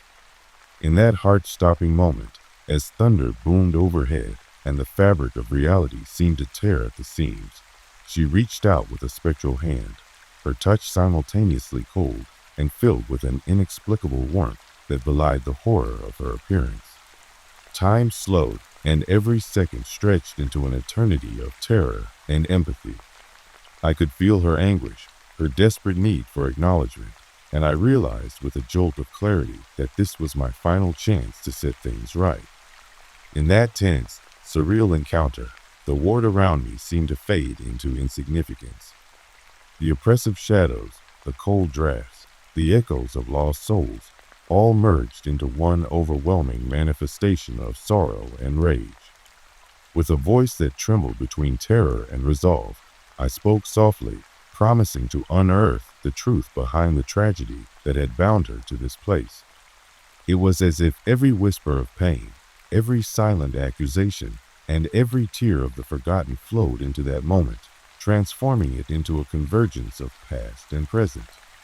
I vowed to honor her memory, to carry the burden of her story with every fiber of my being, and to expose the corruption and negligence that had allowed such horrors to persist within the walls of our hospital. In the days that followed, I took my findings to the hospital administration, armed with documented evidence and the raw accounts of those who had witnessed events that defied rational explanation. The response was a mixture of incredulity and thinly veiled hostility, a refusal to revisit the past, and a desperate desire to maintain the sanctity of appearances. Yet, even as they dismissed my claims as the ramblings of an overworked nurse haunted by stress and exhaustion, I knew that I had set something into motion. That fateful night in the midnight ward had changed me irrevocably, opening my eyes to the reality that sometimes the most unassailable institutions hide their sins behind polished facades and layers of bureaucratic indifference. I had become both witness and unwilling custodian of a tragedy that spanned decades, a living testament to the echoes of sorrow that linger in the dark spaces of our world. Even now, as I recount these experiences in the quiet after hours of another night shift, I find that the memories are as vivid as ever. The phantom patient's face, etched in sorrow and defiance, appears to me in reflective surfaces and fleeting shadows. The cold drafts and soft murmurs in the corridors serve as constant reminders that the past is never truly dead. It lingers, waiting for someone brave enough or desperate enough to listen. My nights are no longer just a series of routine tasks. They are a journey into the heart of darkness, a quest to give voice to those whose lives were snuffed out in silence and neglect. The Midnight Ward is not merely a section of the hospital. It is a repository of forgotten dreams, unfulfilled promises, and a haunting call for justice that refuses to be ignored. I continue to work those long nights, each shift an ongoing vigil, each moment a reminder that some spirits are too restless to rest. The line between the living and the dead is thin here, blurred by the weight of hidden truths and the echoes of unresolved agony. Despite the fear and the isolation, I cling to the belief that by speaking out, by documenting and sharing these horrors, I might not only free the ghostly patients trapped by their own tragic fates, but also shine a light on the systemic failures that allowed their stories to be silenced in the first place. I am no longer just a nurse tending to the needs of the living. I have become an emissary for the dead, a chronicler of a past that demands to be remembered, however horrifying that truth may be.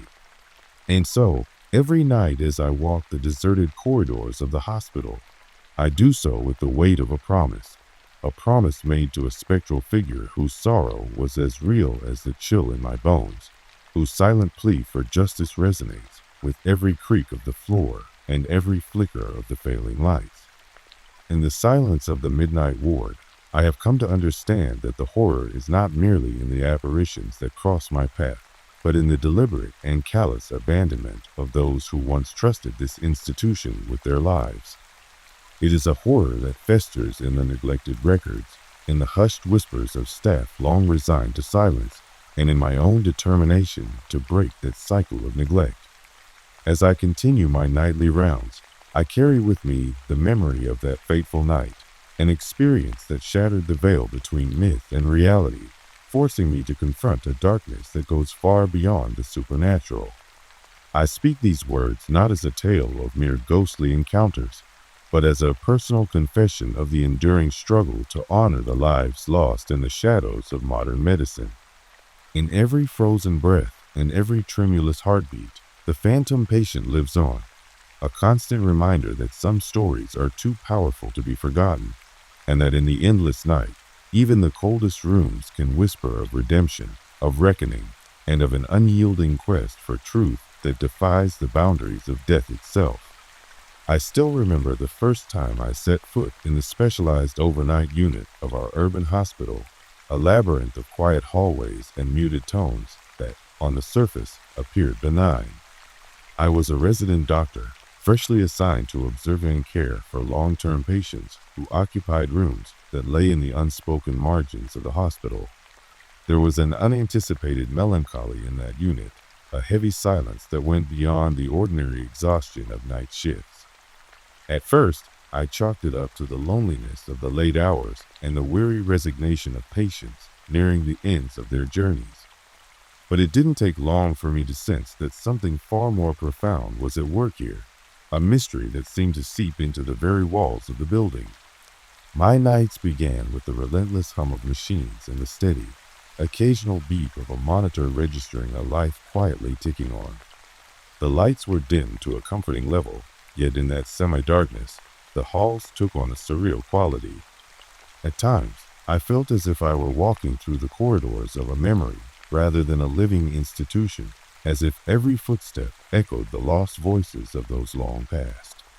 I remember passing by an old, slightly tarnished mirror in the nurse's station and catching a glimpse of a shadow that wasn't entirely my own, a fleeting, unaccountable presence that left me unsettled long after I had resumed my rounds.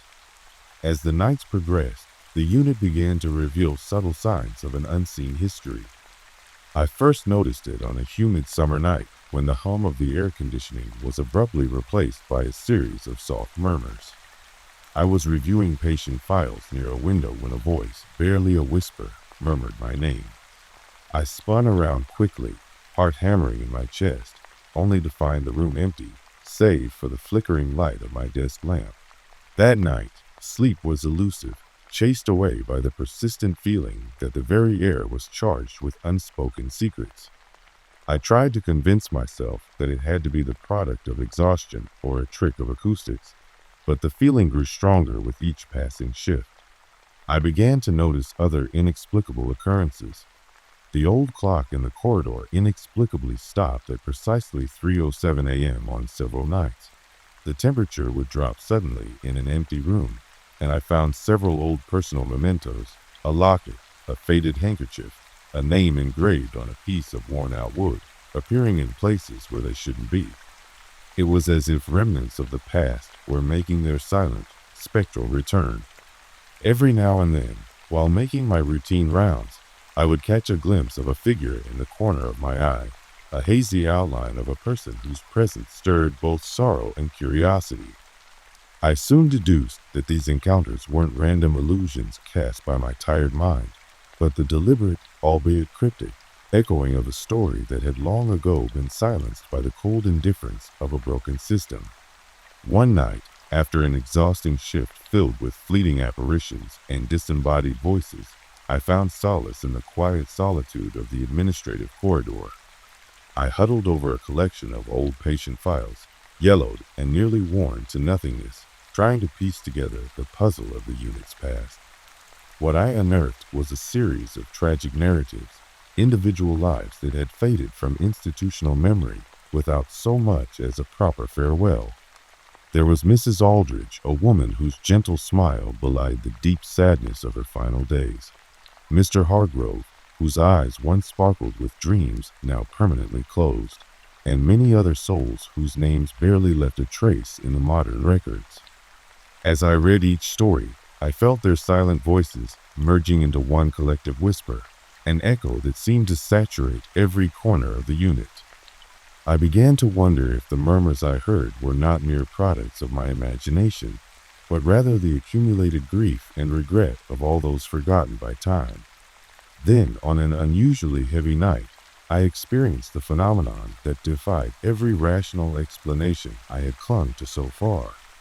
After a long day filled with meticulous charting and brief, anxious conversations with patients and their family members, I sat alone in one of the subdued waiting areas between treatment zones. I found myself enveloped by an inexplicable melancholy, as if I had stepped into someone else's private memory. In the distance, the soft strains of what sounded like a piano playing a sorrowful melody reached me, a tune so evocative that it brought tears to my eyes. I followed the sound with a mix of dread and desperate curiosity, passing through corridors that seemed to stretch on far longer than I remembered.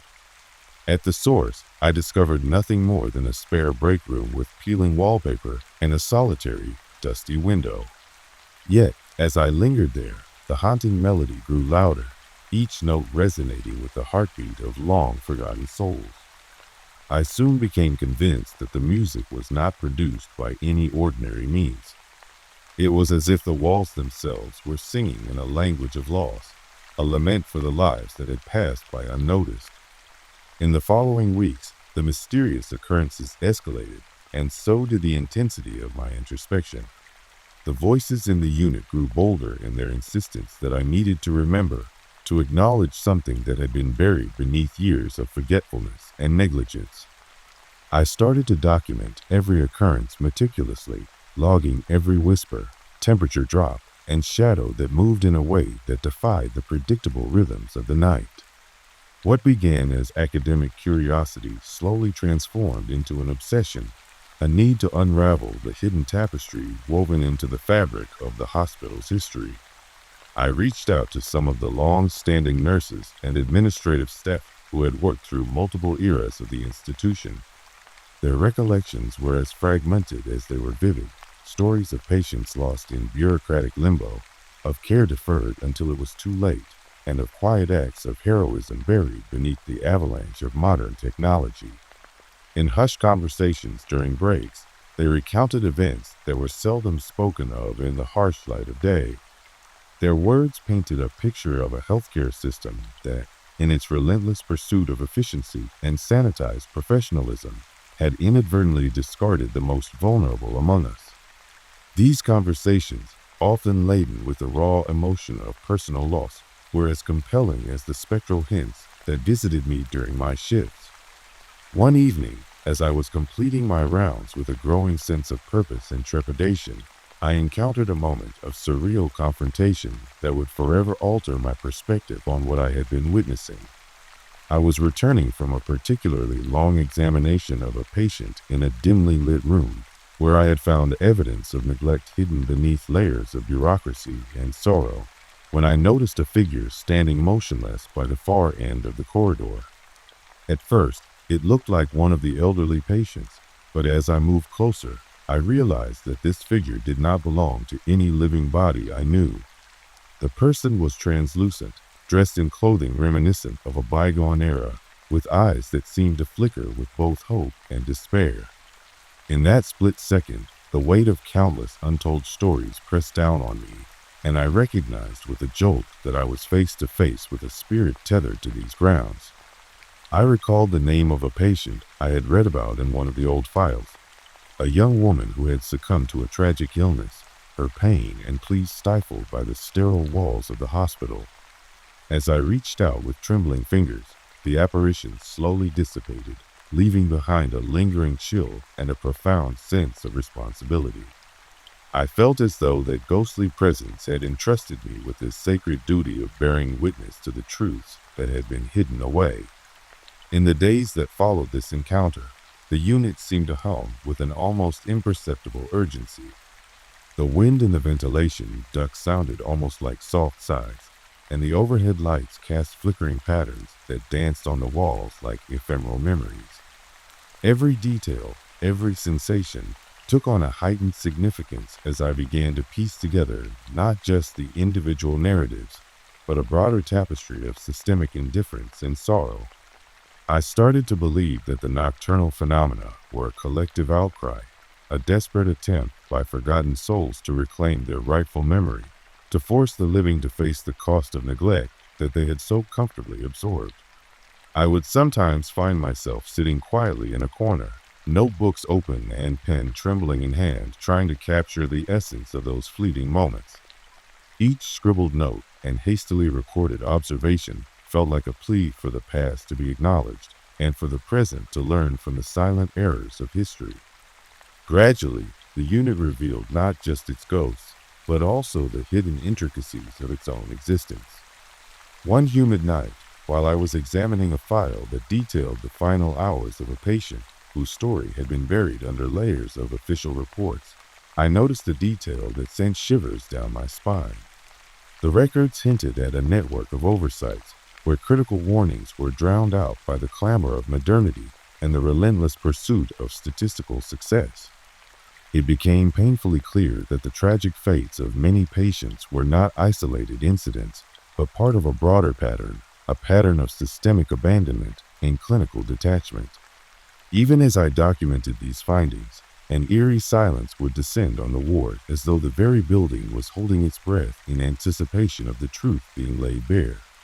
I recalled nights when, in the midst of routine tasks, I would suddenly feel a burning awareness of eyes upon me, an invisible audience, as if the collective soul of the unit were silently judging my every step. One particularly long night remains seared into my memory. After hours of painstaking work cataloging discrepancies in patient records, I finally decided to step out for a brief respite. The corridors were unusually quiet, bathed in a ghostly light that blurred the line between shadow and substance. I wandered aimlessly, my thoughts heavy with the weight of the uncovered truths, when I came upon an old nurse's station that had been abandoned for years. There, amidst dusty instruments and long-forgotten files, I discovered a small drawer containing a bundle of handwritten letters. Each letter was addressed in careful, looping script, bearing the names of patients whose lives had been shortened by negligence, and each contained a desperate plea for accountability.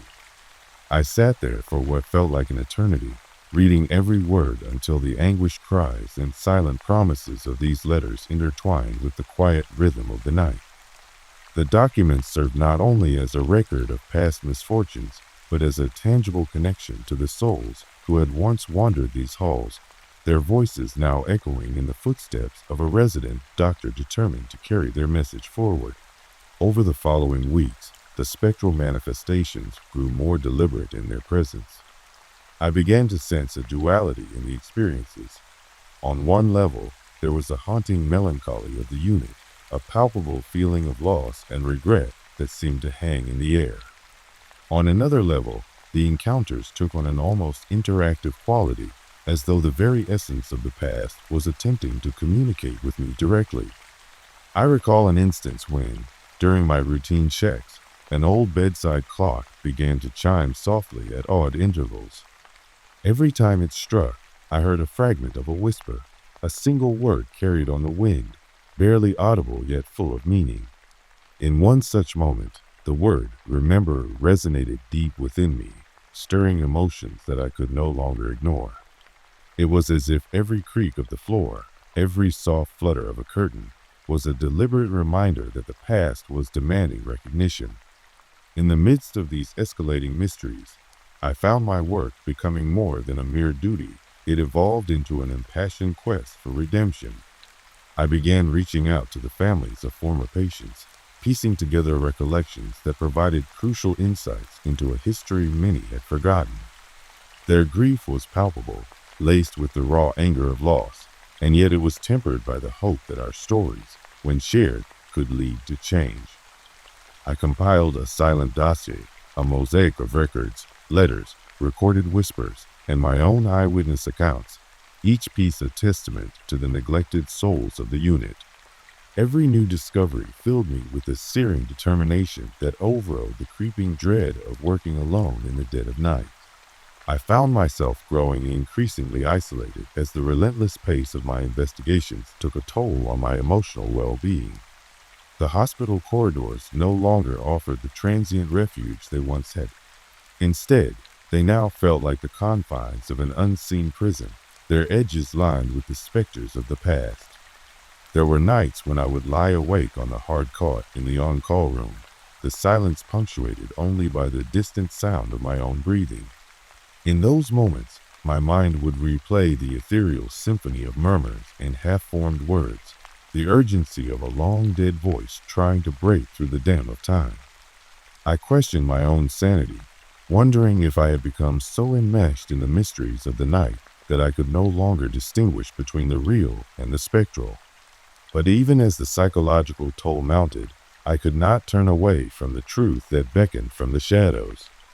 There was a power in those echoes, a reminder that beneath the sterile facade of modern healthcare lay the beating hearts and unfinished stories of those who had been forgotten.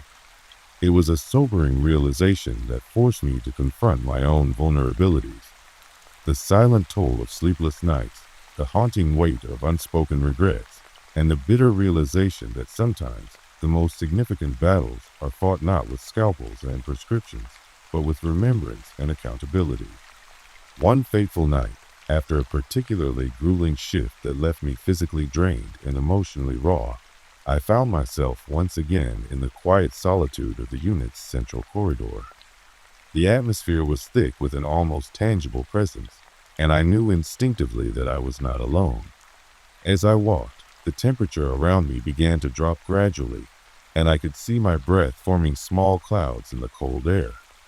Out of the corner of my eye, I saw a figure, a young woman whose translucent form radiated both an unyielding sorrow and a quiet, desperate plea for vindication. The sight of her, so vivid against the pallid light of the emergency fixtures, sent a shiver down my spine that I could not dispel. In that moment, with a mixture of empathy and determination, I silently promised that I would not allow her memory to fade into oblivion. I approached slowly, each step measured, driven by the conviction that I had been chosen to listen to those who could no longer speak for themselves. There, in that solitary moment beneath the flickering lights, I reached out as if to bridge the divide between our worlds. The figure seemed to regard me with an unfathomable depth, an intensity that conveyed not malice, but a profound sorrow and longing. I whispered reassurances into the heavy silence, promising to bear witness to her pain, to recognize the injustice that had confined her spirit to this endless night. It was a fleeting encounter, yet it resonated with the full force of an entire lifetime of untold stories. As she dissipated like a wisp of smoke in the cold air, I realized that my quest was no longer just about unraveling historical negligence. It was about offering solace, about mending the fractured tapestry of memory with the thread of empathy and accountability. In the weeks and months that followed, the nocturnal visitation continued, each encounter reinforcing the singular mission that had consumed me. I became both caretaker and chronicler, a living repository of the unit's spectral whispers and the unfulfilled promises of the past. My nights, once marked by the clinical routine of examinations and medication rounds, had transformed into a relentless vigil in honor of those voices that could no longer be ignored. Even in moments when the weight of solitude threatened to overwhelm me, I found purpose in every recorded detail, every hushed conversation with a grieving family member, and every inexplicable phenomenon that defied the laws of nature. Now, as I recount these experiences, I am compelled by a quiet urgency to share this narrative with anyone who will listen, a reminder that within the heart of modern medicine lies a repository of suppressed histories, each waiting for its moment to be acknowledged. I continue my work in that dimly lit unit, where every shadow and whisper is an invitation to remember that the past is never dead. The echoes through the night speak to us in a language of sorrow and hope, urging us to bridge the gap between the overlooked and the celebrated, between neglect and recognition. In the relentless quiet of midnight, I have discovered a personal redemption, a solemn duty to honor those who have long been forgotten, whose final breaths were lost amid the clamor of efficiency and indifference. There is an ineffable beauty in the persistence of memory. Each spectral encounter, every softly uttered word in the silence of the corridors, stands as a testament to lives that mattered. I have learned that healing is not solely about treating the body, but also about healing the collective wounds that have accumulated over generations of oversight and sorrow. The unit, with its persistent gloom and enigmatic charm, has become a sanctuary for the voices that linger in its halls, a place where the past and present coexist in a fragile equilibrium. As I continue to traverse these lonely nights, my heart beats not just for the living souls under my care, but also for the ghostly remnants that serve as poignant reminders of what we must never let fade into silence. Tonight, as I wrap up another shift in this spectral space, I stand at the threshold of a window overlooking the city's restless lights. The cool night air carries with it whispers, a quiet chorus that speaks in the language of those left behind. I feel both vulnerable and empowered, a solitary witness tasked with preserving memories too precious to be lost. My pen is my instrument of remembrance, each stroke a promise to record the transient yet eternal symphony of echoes that define these hallowed halls. In the midst of desolation and neglect, I have found purpose. I have come to understand that the true essence of healing extends far beyond physical remedies. It requires an acknowledgement of every story, every tear shed in the silence, every whisper that begs to be heard. And so, I persist. I walk the corridors with a vigilance born of empathy, a commitment to the unseen and the unheard. I have discovered that the echoes through the night do more than haunt. They call us to remember, to reconcile, and to transform a legacy of neglect into one of collective healing. With each new night, I write my own chapter into the annals of this place, a small yet significant tribute to every life that has flickered in the dim light of these corridors. I will continue to listen, to document, and to remind the world that even in the quietest moments, the past persists, urging us to seek justice, compassion, and truth. In every cold draft, every softly murmured name, and every unexplained shadow, there lies a story waiting to be told, a story that, in its raw vulnerability, reshapes our understanding of both life and the silent mysteries that surround us. Thus, as the night deepens and I prepare to embrace another long, reflective shift, I carry with me the solemn assurance that no story, no matter how shrouded in sorrow, will be allowed to vanish without a trace. The echoes in the unit are not merely remnants of bygone eras. They are affirmations of existence, a call to all who can hear, to bear witness, and to heal the wounds of memory with the gentle light of remembrance. And in that light, there is hope, however fragile, that even the darkest nights can give birth to a new dawn of understanding and compassion. I never believed something could live behind these walls until I heard it call my name in the dark. Every night, after the world outside had slipped beneath its shallow moonlit sleep, I lay awake in my bedroom, straining to will my eyelids to close. It began as a soft scuttling, like insects feeding on rot. I told myself it was mice, always mice. I pictured them darting through voids between plaster and lath, their tiny teeth gnawing at the building's aging bones. But no matter how many traps I set, no bodies ever turned up. No chewed bodies, no lifeless forms to confirm my suspicions. Only silence, until the scratching resumed. The first time I woke to a whisper, I froze mid-breath, convinced I'd slipped across the border into another realm. A faint voice, so soft I almost doubted my own ears, murmured, "Can you hear me?" It was impossible to tell where it came from, left wall, right wall, ceiling, closet. The darkness swallowed direction. My heart thundered so loudly, I thought the entire house must tremble. When I dared to speak, my own voice sounded alien. "Who's there?" I croaked. No answer. Just the scratch, scratch, scratch, like claws dragging across wood. Night after night, the sounds grew bolder. The first few nights, I blamed fatigue.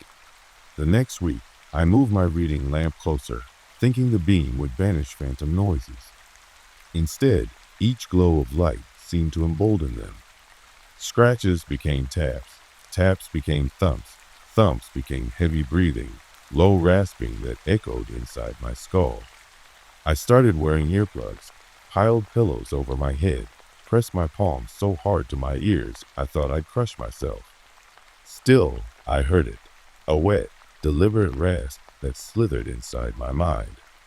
Driven half mad by exhaustion, I bought a drill. Even in my haze, I reasoned, if I bored holes through the plaster, I'd either glimpse a nest of rodents or prove to myself there was nothing supernatural here. Late one night, I shoved the drill's bit against the wallpapered wall beside my bed and pressed the trigger. The drill groaned to life, spinning as I pushed forward. Suddenly, a stifled gasp echoed through the bit, rattling the tool in my hands. It sounded absurd, like breathing into a straw. I jerked back, yanked the drill free, and the wall fell silent except for my own ragged breathing. By morning, I found my hands shaking. I couldn't tell whether I'd hurt an animal or a monster. Colleagues at the office noticed dark circles under my eyes. I smiled wanly and blamed insomnia. But I started to dread dusk the way one dreads a train wreck about to happen. After dinner, I lay in bed, feigning sleep even as I awaited the first sign. And always, within an hour of the streetlights flickering on, I heard it begin. I tried reasoning with it, speaking softly into the plaster. "What do you want?" I whispered through the wall. I imagined my voice pushing through plaster, wood, and laughed, reaching a small hidden chamber. For weeks, there was no reply. Then, one night, a single word floated back, home, home. My skin prickled. The house I'd moved into less than a year ago was hardly home. I rented, after all, an old Victorian remodeled into apartments. I'd never met the other tenants, and the landlord lived 3 states away. Yet that night, I sat bolt upright, heart hammering, as if I'd awoken in my childhood bedroom. "I'm not your home," I whispered fiercely. "This is just an apartment." "Silence!" I cursed myself for speaking aloud. The neighbors would question me. I needed proof. I decided, in some perverse sense, to catch it. I set up a digital voice recorder on a nightstand pointed at the wall. I wrapped it in a scarf to muffle any click of buttons. When the scratching began, I hit record. The next morning, I crept in to retrieve the device, certain I'd captured something. Instead, the recorder was gone. No sign of it on the floor, no battery compartment opened or batteries missing, just gone. I searched the room in a panic, convinced it had dragged the recorder into the wall. After an hour, I found it tucked behind a book in my old leather armchair, screen cracked and smeared with something dark I refused to examine. Sleep was impossible after that. I began keeping a notebook on my bedside table. Every sound, every whisper, every thump I jotted down with trembling hands, along with timestamps. Yet tomorrow morning, whenever I glanced at the page, the times were smudged, the ink blurred, as though wet, and the writing illegible. I accused myself of dreaming it, ink bleeding in my sleep. I vowed to switch to pencil, but pencils shattered, snapped in two, or vanished entirely. On the 7th night, I sat cross-legged on the floor, flashlight in one hand, my father's old hunting knife in the other. I ripped at a corner of wallpaper, tearing carefully so I could replace it later, revealing a patch of bare plaster. I waited, willing the darkness to breathe. And then I heard it. A scratching, soft at first, then jolting, frantic. I pressed my ear to the plaster, the flashlight's trembling beam illuminating dust motes. The breath that exhaled against my ear was cold, oily, as if something had crawled out of my nightmares. "Help me," it rasped. I slammed my hand over my mouth, yanked back the knife. My grip tightened until the handle bit into my palm. I glanced around the room, the door, the closet, the ceiling fan, anywhere something could have moved. But I was alone. The knife fell, clattering to the floor, and the voice ended with a single, pained sob. I should have run then. Anything to escape those walls. But something held me there. Pity, curiosity, madness, perhaps all three. I tried to piece together a narrative. Whoever or whatever lived here had been trapped, maybe for decades, perhaps since the house was built. The wallpaper's pattern was old, curling at the edges. It hinted at layers beneath layers, painted over countless times. I thought of the house history, rumors of a child who disappeared in the 1920s, of secret passages and hidden rooms left behind by drunken servants. It seemed too perfect. I started tearing at more wallpaper, section by section, until I uncovered a faint outline of a door drawn in cramped scratches. It was small, barely a foot tall, etched into the plaster. Beneath it, someone had scratched a date, 10th October 2030. Over it, one name, Evelyn. My chest tightened. I remembered reading about a young girl named Evelyn who vanished in 1930, her parents blaming her flighty imagination when she spoke of another family living inside the walls. They claimed she wandered away, never to return.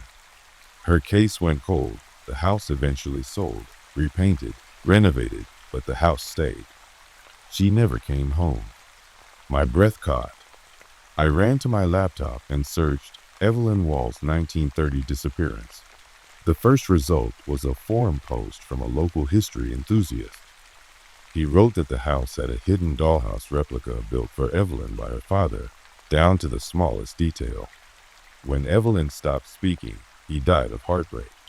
No one ever found the dollhouse.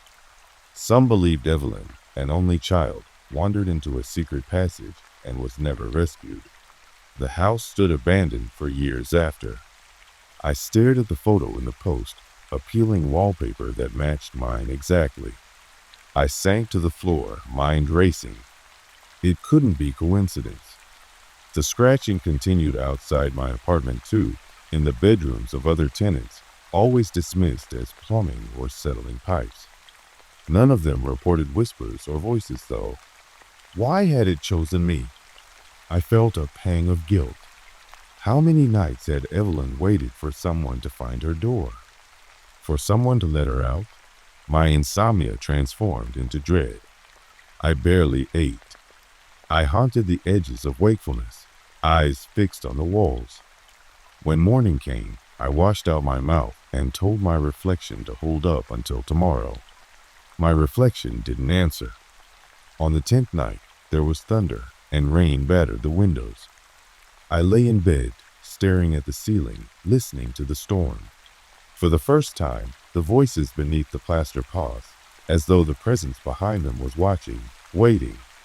Then came a hard knock, knock, knock, swift and regular, as if someone rapping from the other side. It grew faster, tap, tap, tap, until it turned into a furious pound. My entire body twitched with each impact. I sat up. The lamp flickered. I grabbed my father's knife and approached the wall where Evelyn's door had once been sketched. My hands trembled so badly I nearly dropped the knife. I pressed my palm against the damp plaster. The pounding ceased. In the silence, I thought I heard a sob that shook the floorboards. "Evelyn?" I whispered. "I'm here." The wall temperature shifted. Where my hand pressed, the plaster felt soft like damp clay. My fingers sank into it. I gasped and withdrew it. Smears of pale plasticine clung to my skin. I looked closer. The plaster was breathing, pulsing, as if alive. The ridges of Evelyn's door reappeared, freshly carved, deeper than before, and below it was not one date, but two. 10th October 2030, and tonight's date, tonight, the 10th anniversary of my moving in.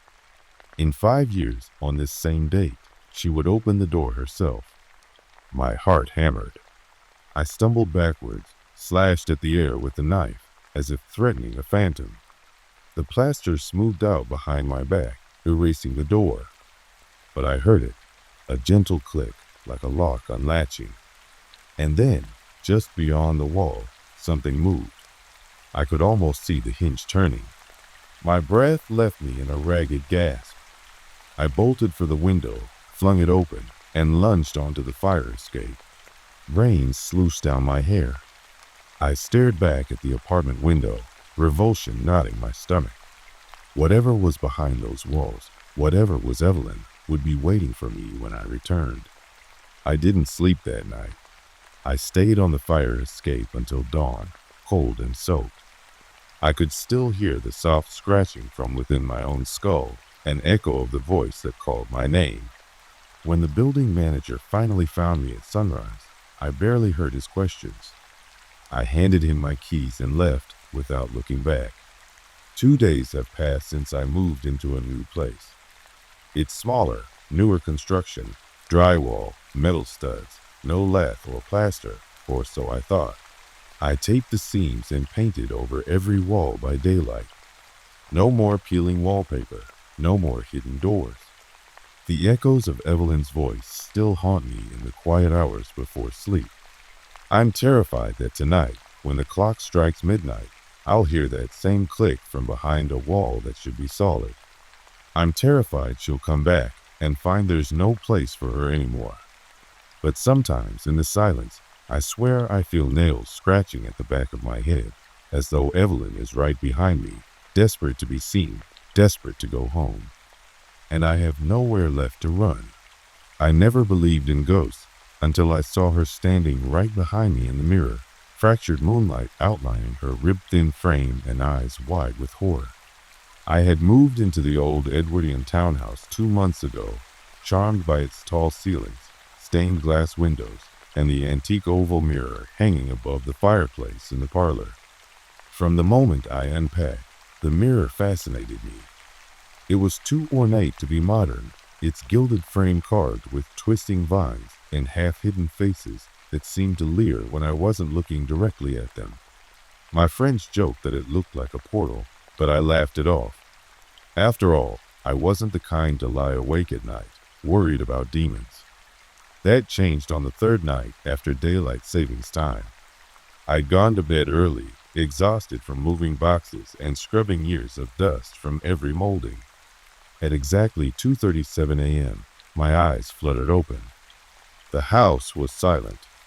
I rolled over, reached for the lamp on my nightstand, and froze. Reflected in the hallway mirror at the foot of my bed was someone else, a pale, frail woman draped in what looked like an old-fashioned nightgown, her hair tangled and matted. She stood motionless, as if carved from smoke. My pulse thundered against my ribs. 1,000 thoughts slammed through me at once. An intruder, sleep paralysis, a hallucination.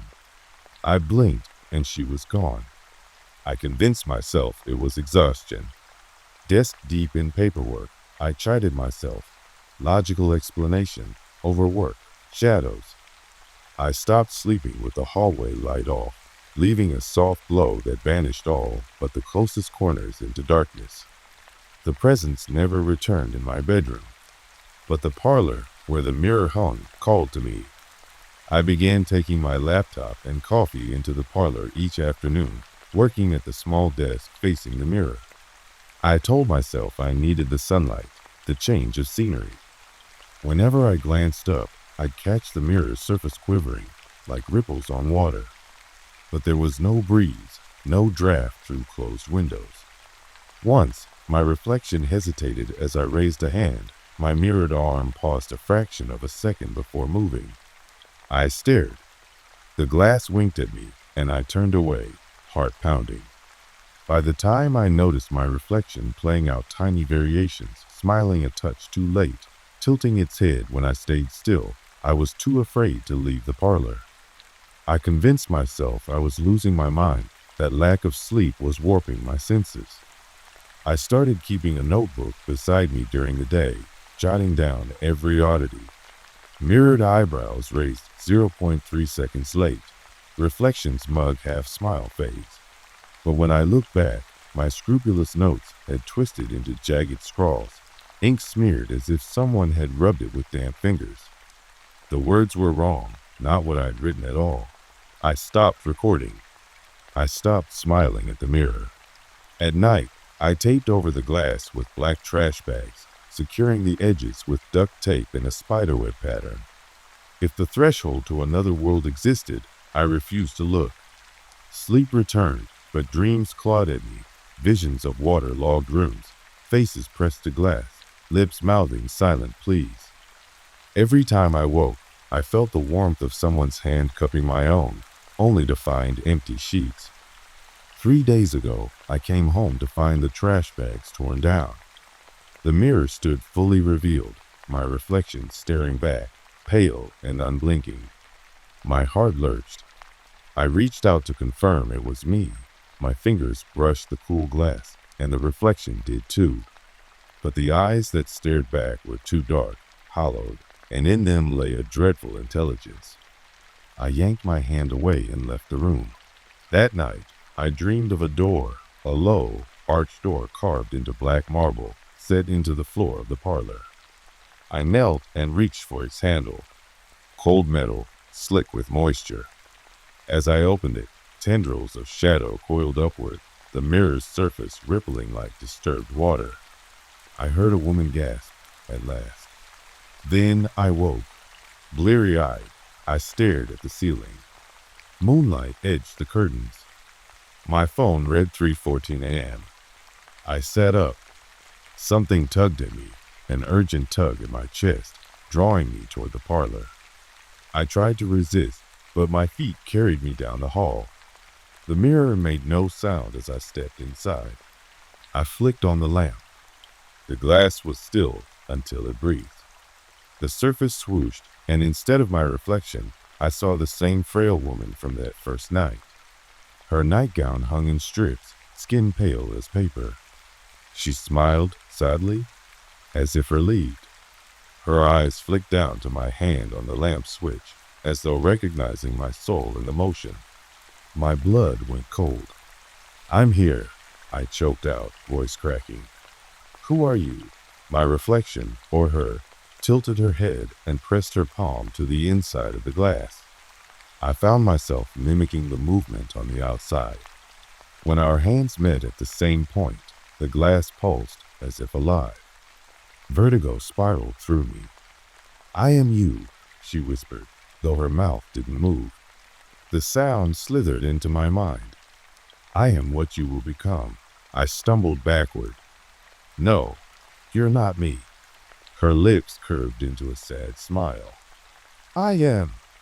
And I'm here to show you, to prepare you." I laughed, a broken sound. "Prepare me? For what?" She raised her hand, and the mirror darkened beyond the edges, like oil spreading across water. In the depths, I saw scenes from my life, yet they twisted into nightmares. Me at my own funeral, headstone cracked. Me alone in a mansion of mirrors, endlessly hunting a reflection that never matched. Me trapped behind glass, screaming to be let out. Each vision lasted only an instant, but I recognized the faces, the rooms. They were mine, my future. I clamped my hands over my ears to block the whisper of her voice. But the glass creaked, and I heard her chanting as though from a mile away. Slowly, I lowered my hands, unable to resist. The words etched themselves into my mind. "Midnight comes. The reflection stays. Break the glass, release the shade. One step across, and you will see a future locked within the mirror's key." I staggered back, vision swimming. A gust of wind rattled the windows, though I was certain they were all closed. Candlelight flickered from the hallway sconce, though none had been lit. The parlor grew cold, breath turning to mist. My reflection smiled. Time is short. I tore myself away and fled down the hall, heart hammering. I barricaded the parlor door with a chair and a heavy side table. Leaning against it, gasping, I tried to steady my nerves. I couldn't think clearly. Half of me wanted to smash the mirror, chip away at it, shatter it into 1,000 glittering shards. The other half knew better. Some doors, once broken, cannot be closed again. I spent yesterday researching. The townhouse had once belonged to a stage magician in the 1920s, rumored to dabble in seances and spirit-binding illusions. Obituaries mentioned that his assistant, or lover, died in a bizarre accident on stage, her body crushed beneath collapsing scenery.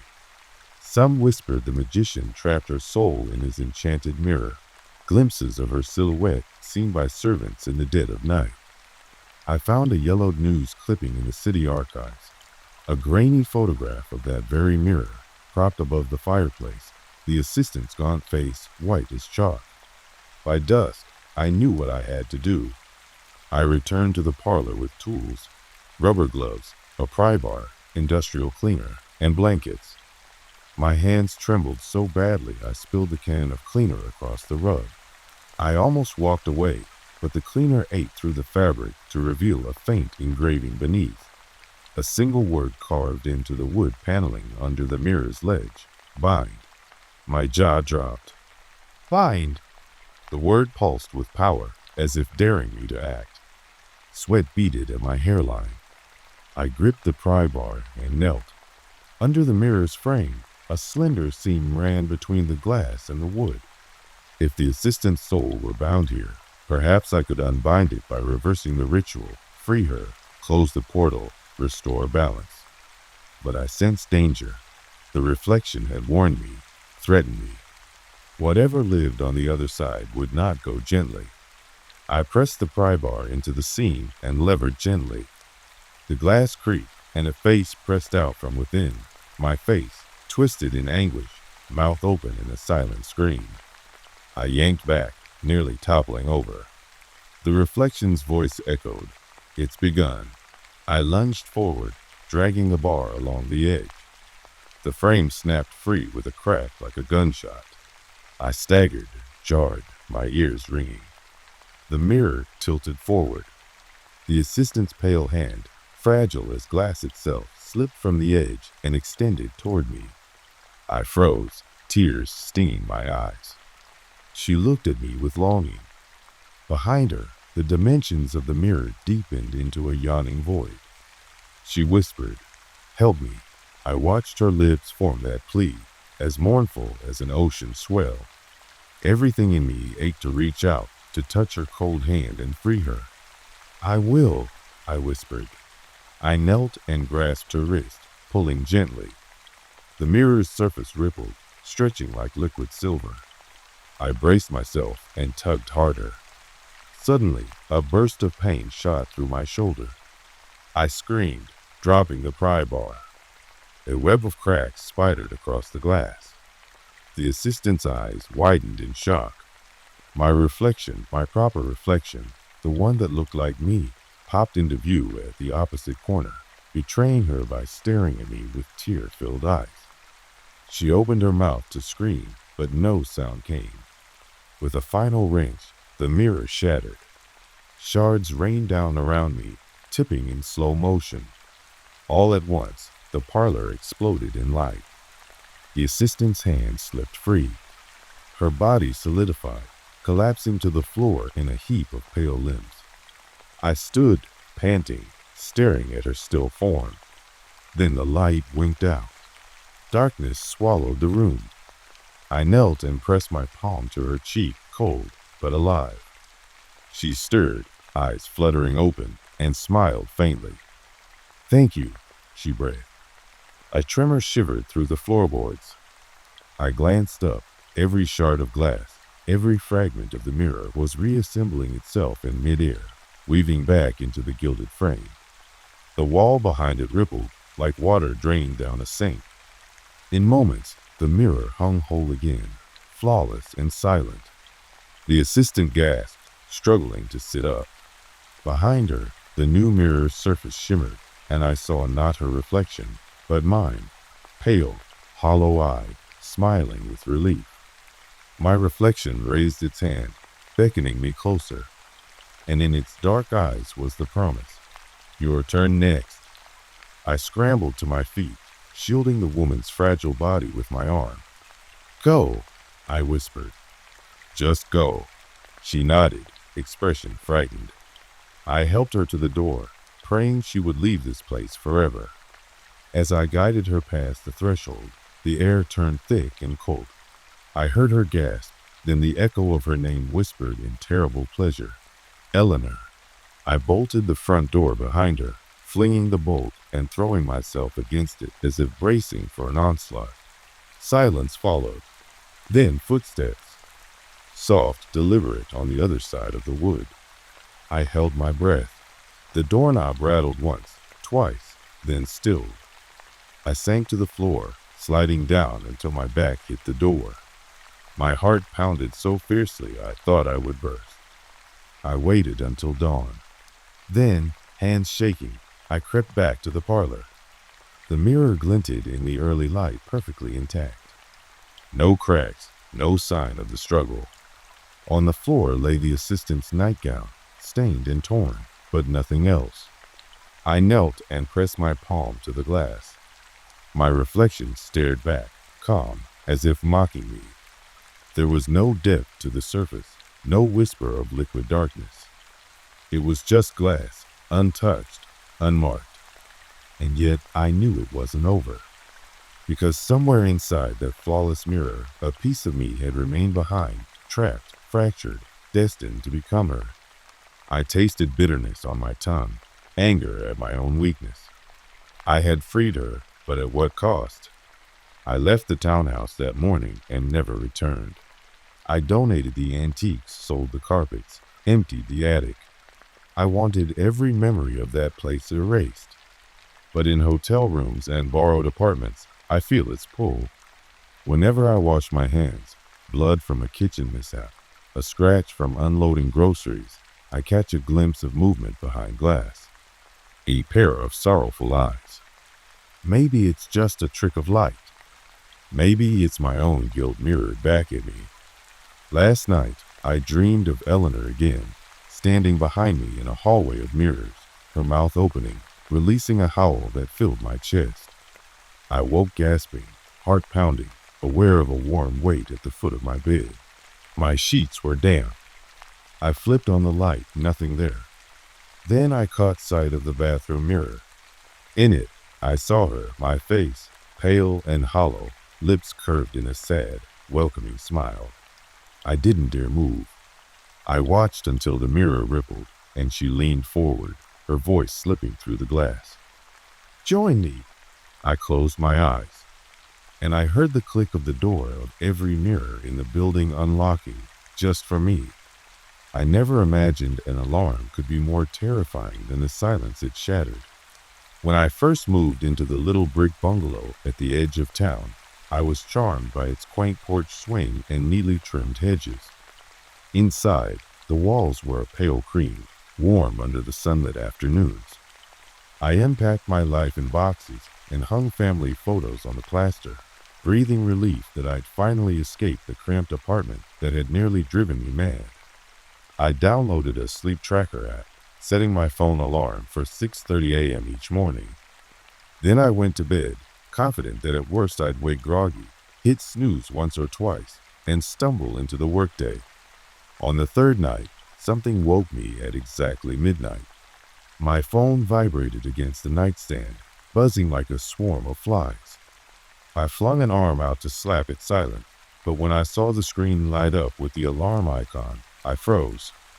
The app displayed no scheduled alarm at that hour. I blinked, rubbed my eyes, and the screen dimmed to black. Silence reclaimed the room. I sat up, heart hammering, scanning the dark corners. I told myself it was a glitch, a stray notification. I sighed, fell back against the pillow, then I heard it. From beneath the bed came a tiny voice, so soft I thought I'd imagined it. "Your time starts now." My skin went cold. I flipped on the bedside lamp, the low glow revealing nothing but my unworn slippers and the dusty crate I'd unpacked earlier and shoved under the frame. The voice dripped from the darkness like syrup. I knelt beside the bed, peered under it, but only the crate, its rough wood grain etched with fading letters I couldn't read in the lamplight. I set the lamp on the floor and reached for the crate handle. My fingers touched cold metal hinges. Whatever was speaking was trapped inside. The next night, I half expected nothing. I lay in bed, half-heartedly setting my phone alarm for midnight just in case. At exactly 12 hours 0 minutes 0 seconds, the app vibrated again, but this time the screen showed no alarm dialed within the next 24 hours. My breath caught.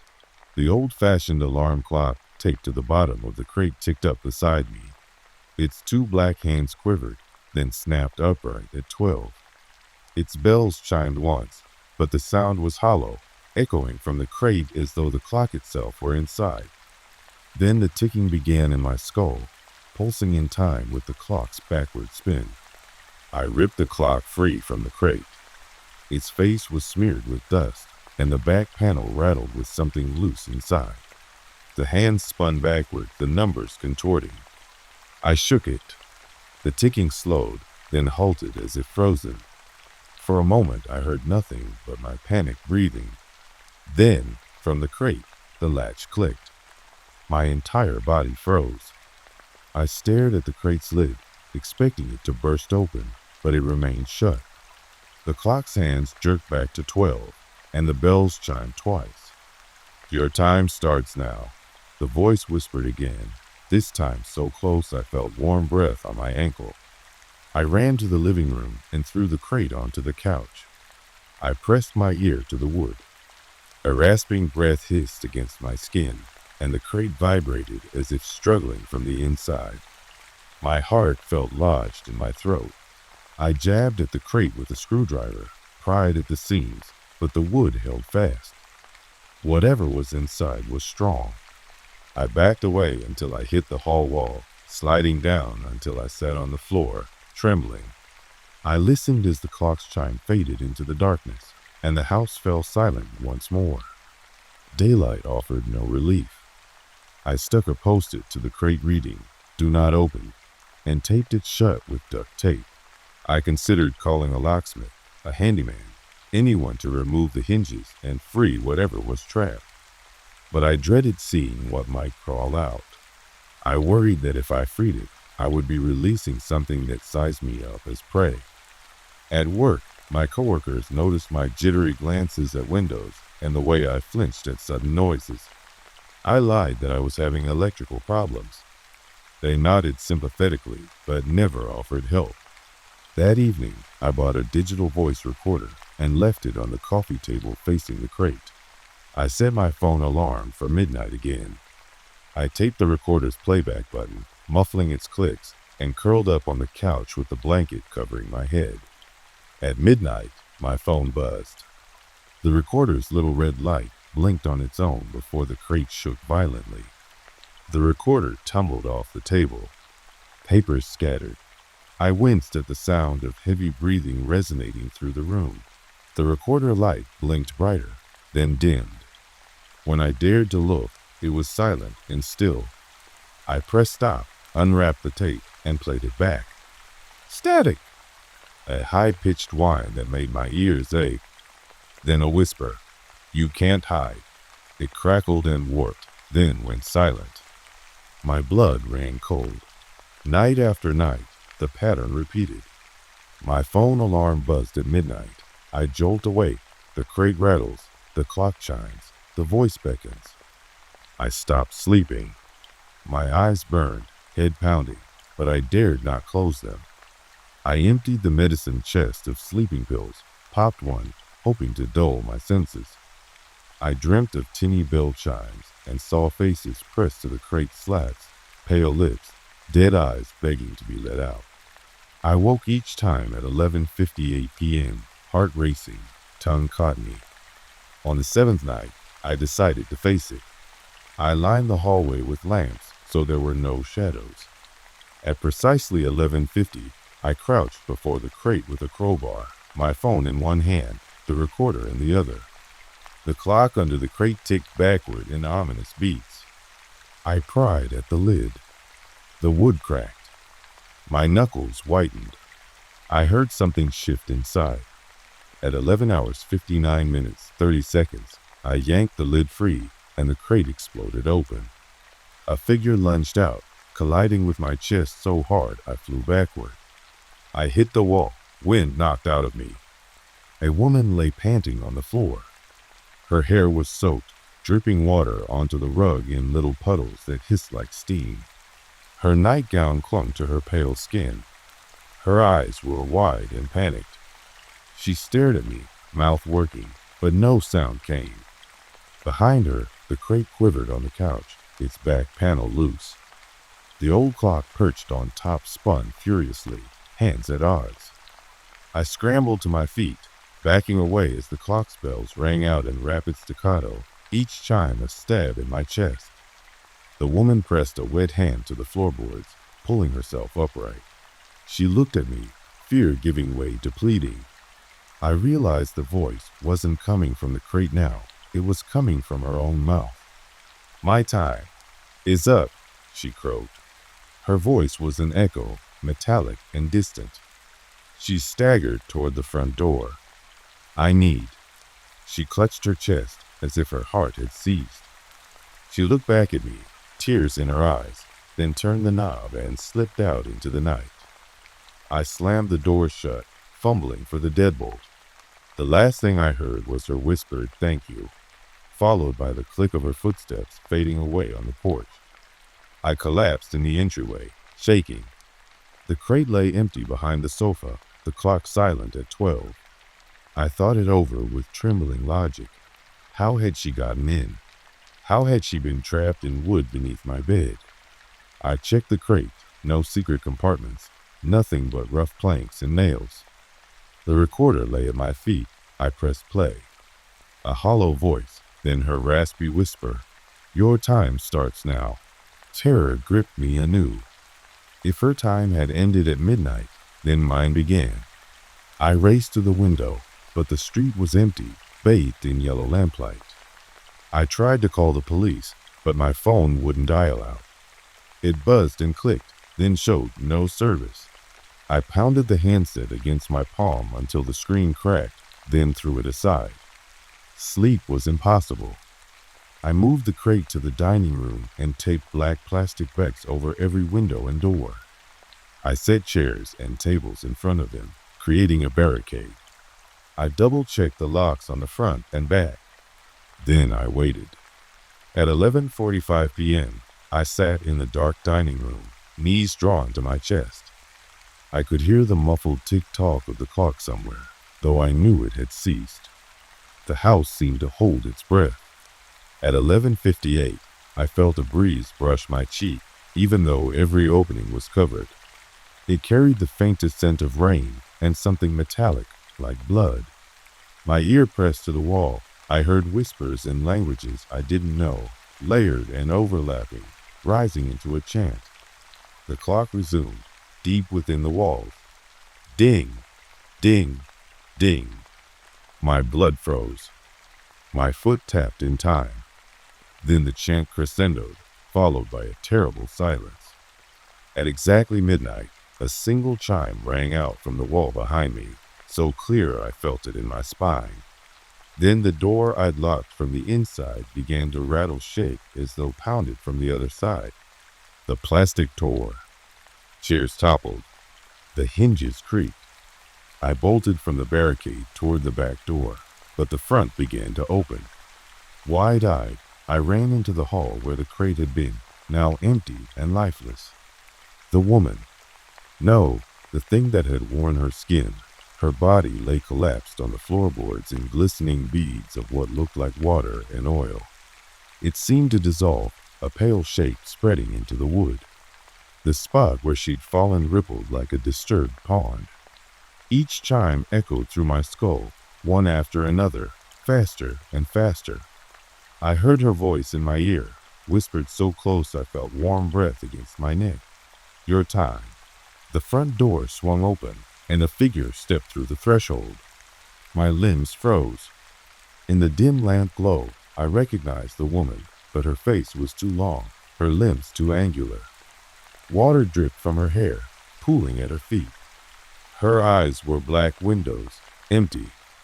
She smiled, a slow, wet curl of lips. Then she tilted her head and spoke in that rasping whisper. "It's time." I screamed, lunged for the back door, and yanked it open.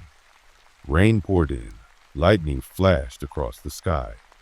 I didn't stop to notice the thunder or the downpour. I ran onto the lawn, barefoot, dripping, heart pounding like the final toll of a bell. Behind me, the house windows lit up with that backward ticking, hundreds of tiny clocks turning fast, chimes ringing in unison. I didn't look back again. When I reached the road, I flagged a passing car with shaking arms. The driver threw the door open, and I tumbled inside, coughing and sobbing. I pointed back, but the downpour obliterated everything. When I caught my breath, I asked him to drive to anywhere but there. I never went back for my things. The bungalow stands empty now, its windows dark, its clock hands frozen at midnight. Sometimes I see it on my nightly drives home, its porch light flickering like a warning. I've moved 3 times since then, but I still wake at exactly 12, my phone vibrating with an alarm I didn't set. And late at night, when the rain falls hard, I swear I hear the faintest chime echoing through my bones, and a whisper in my ear that says, "Your time starts now."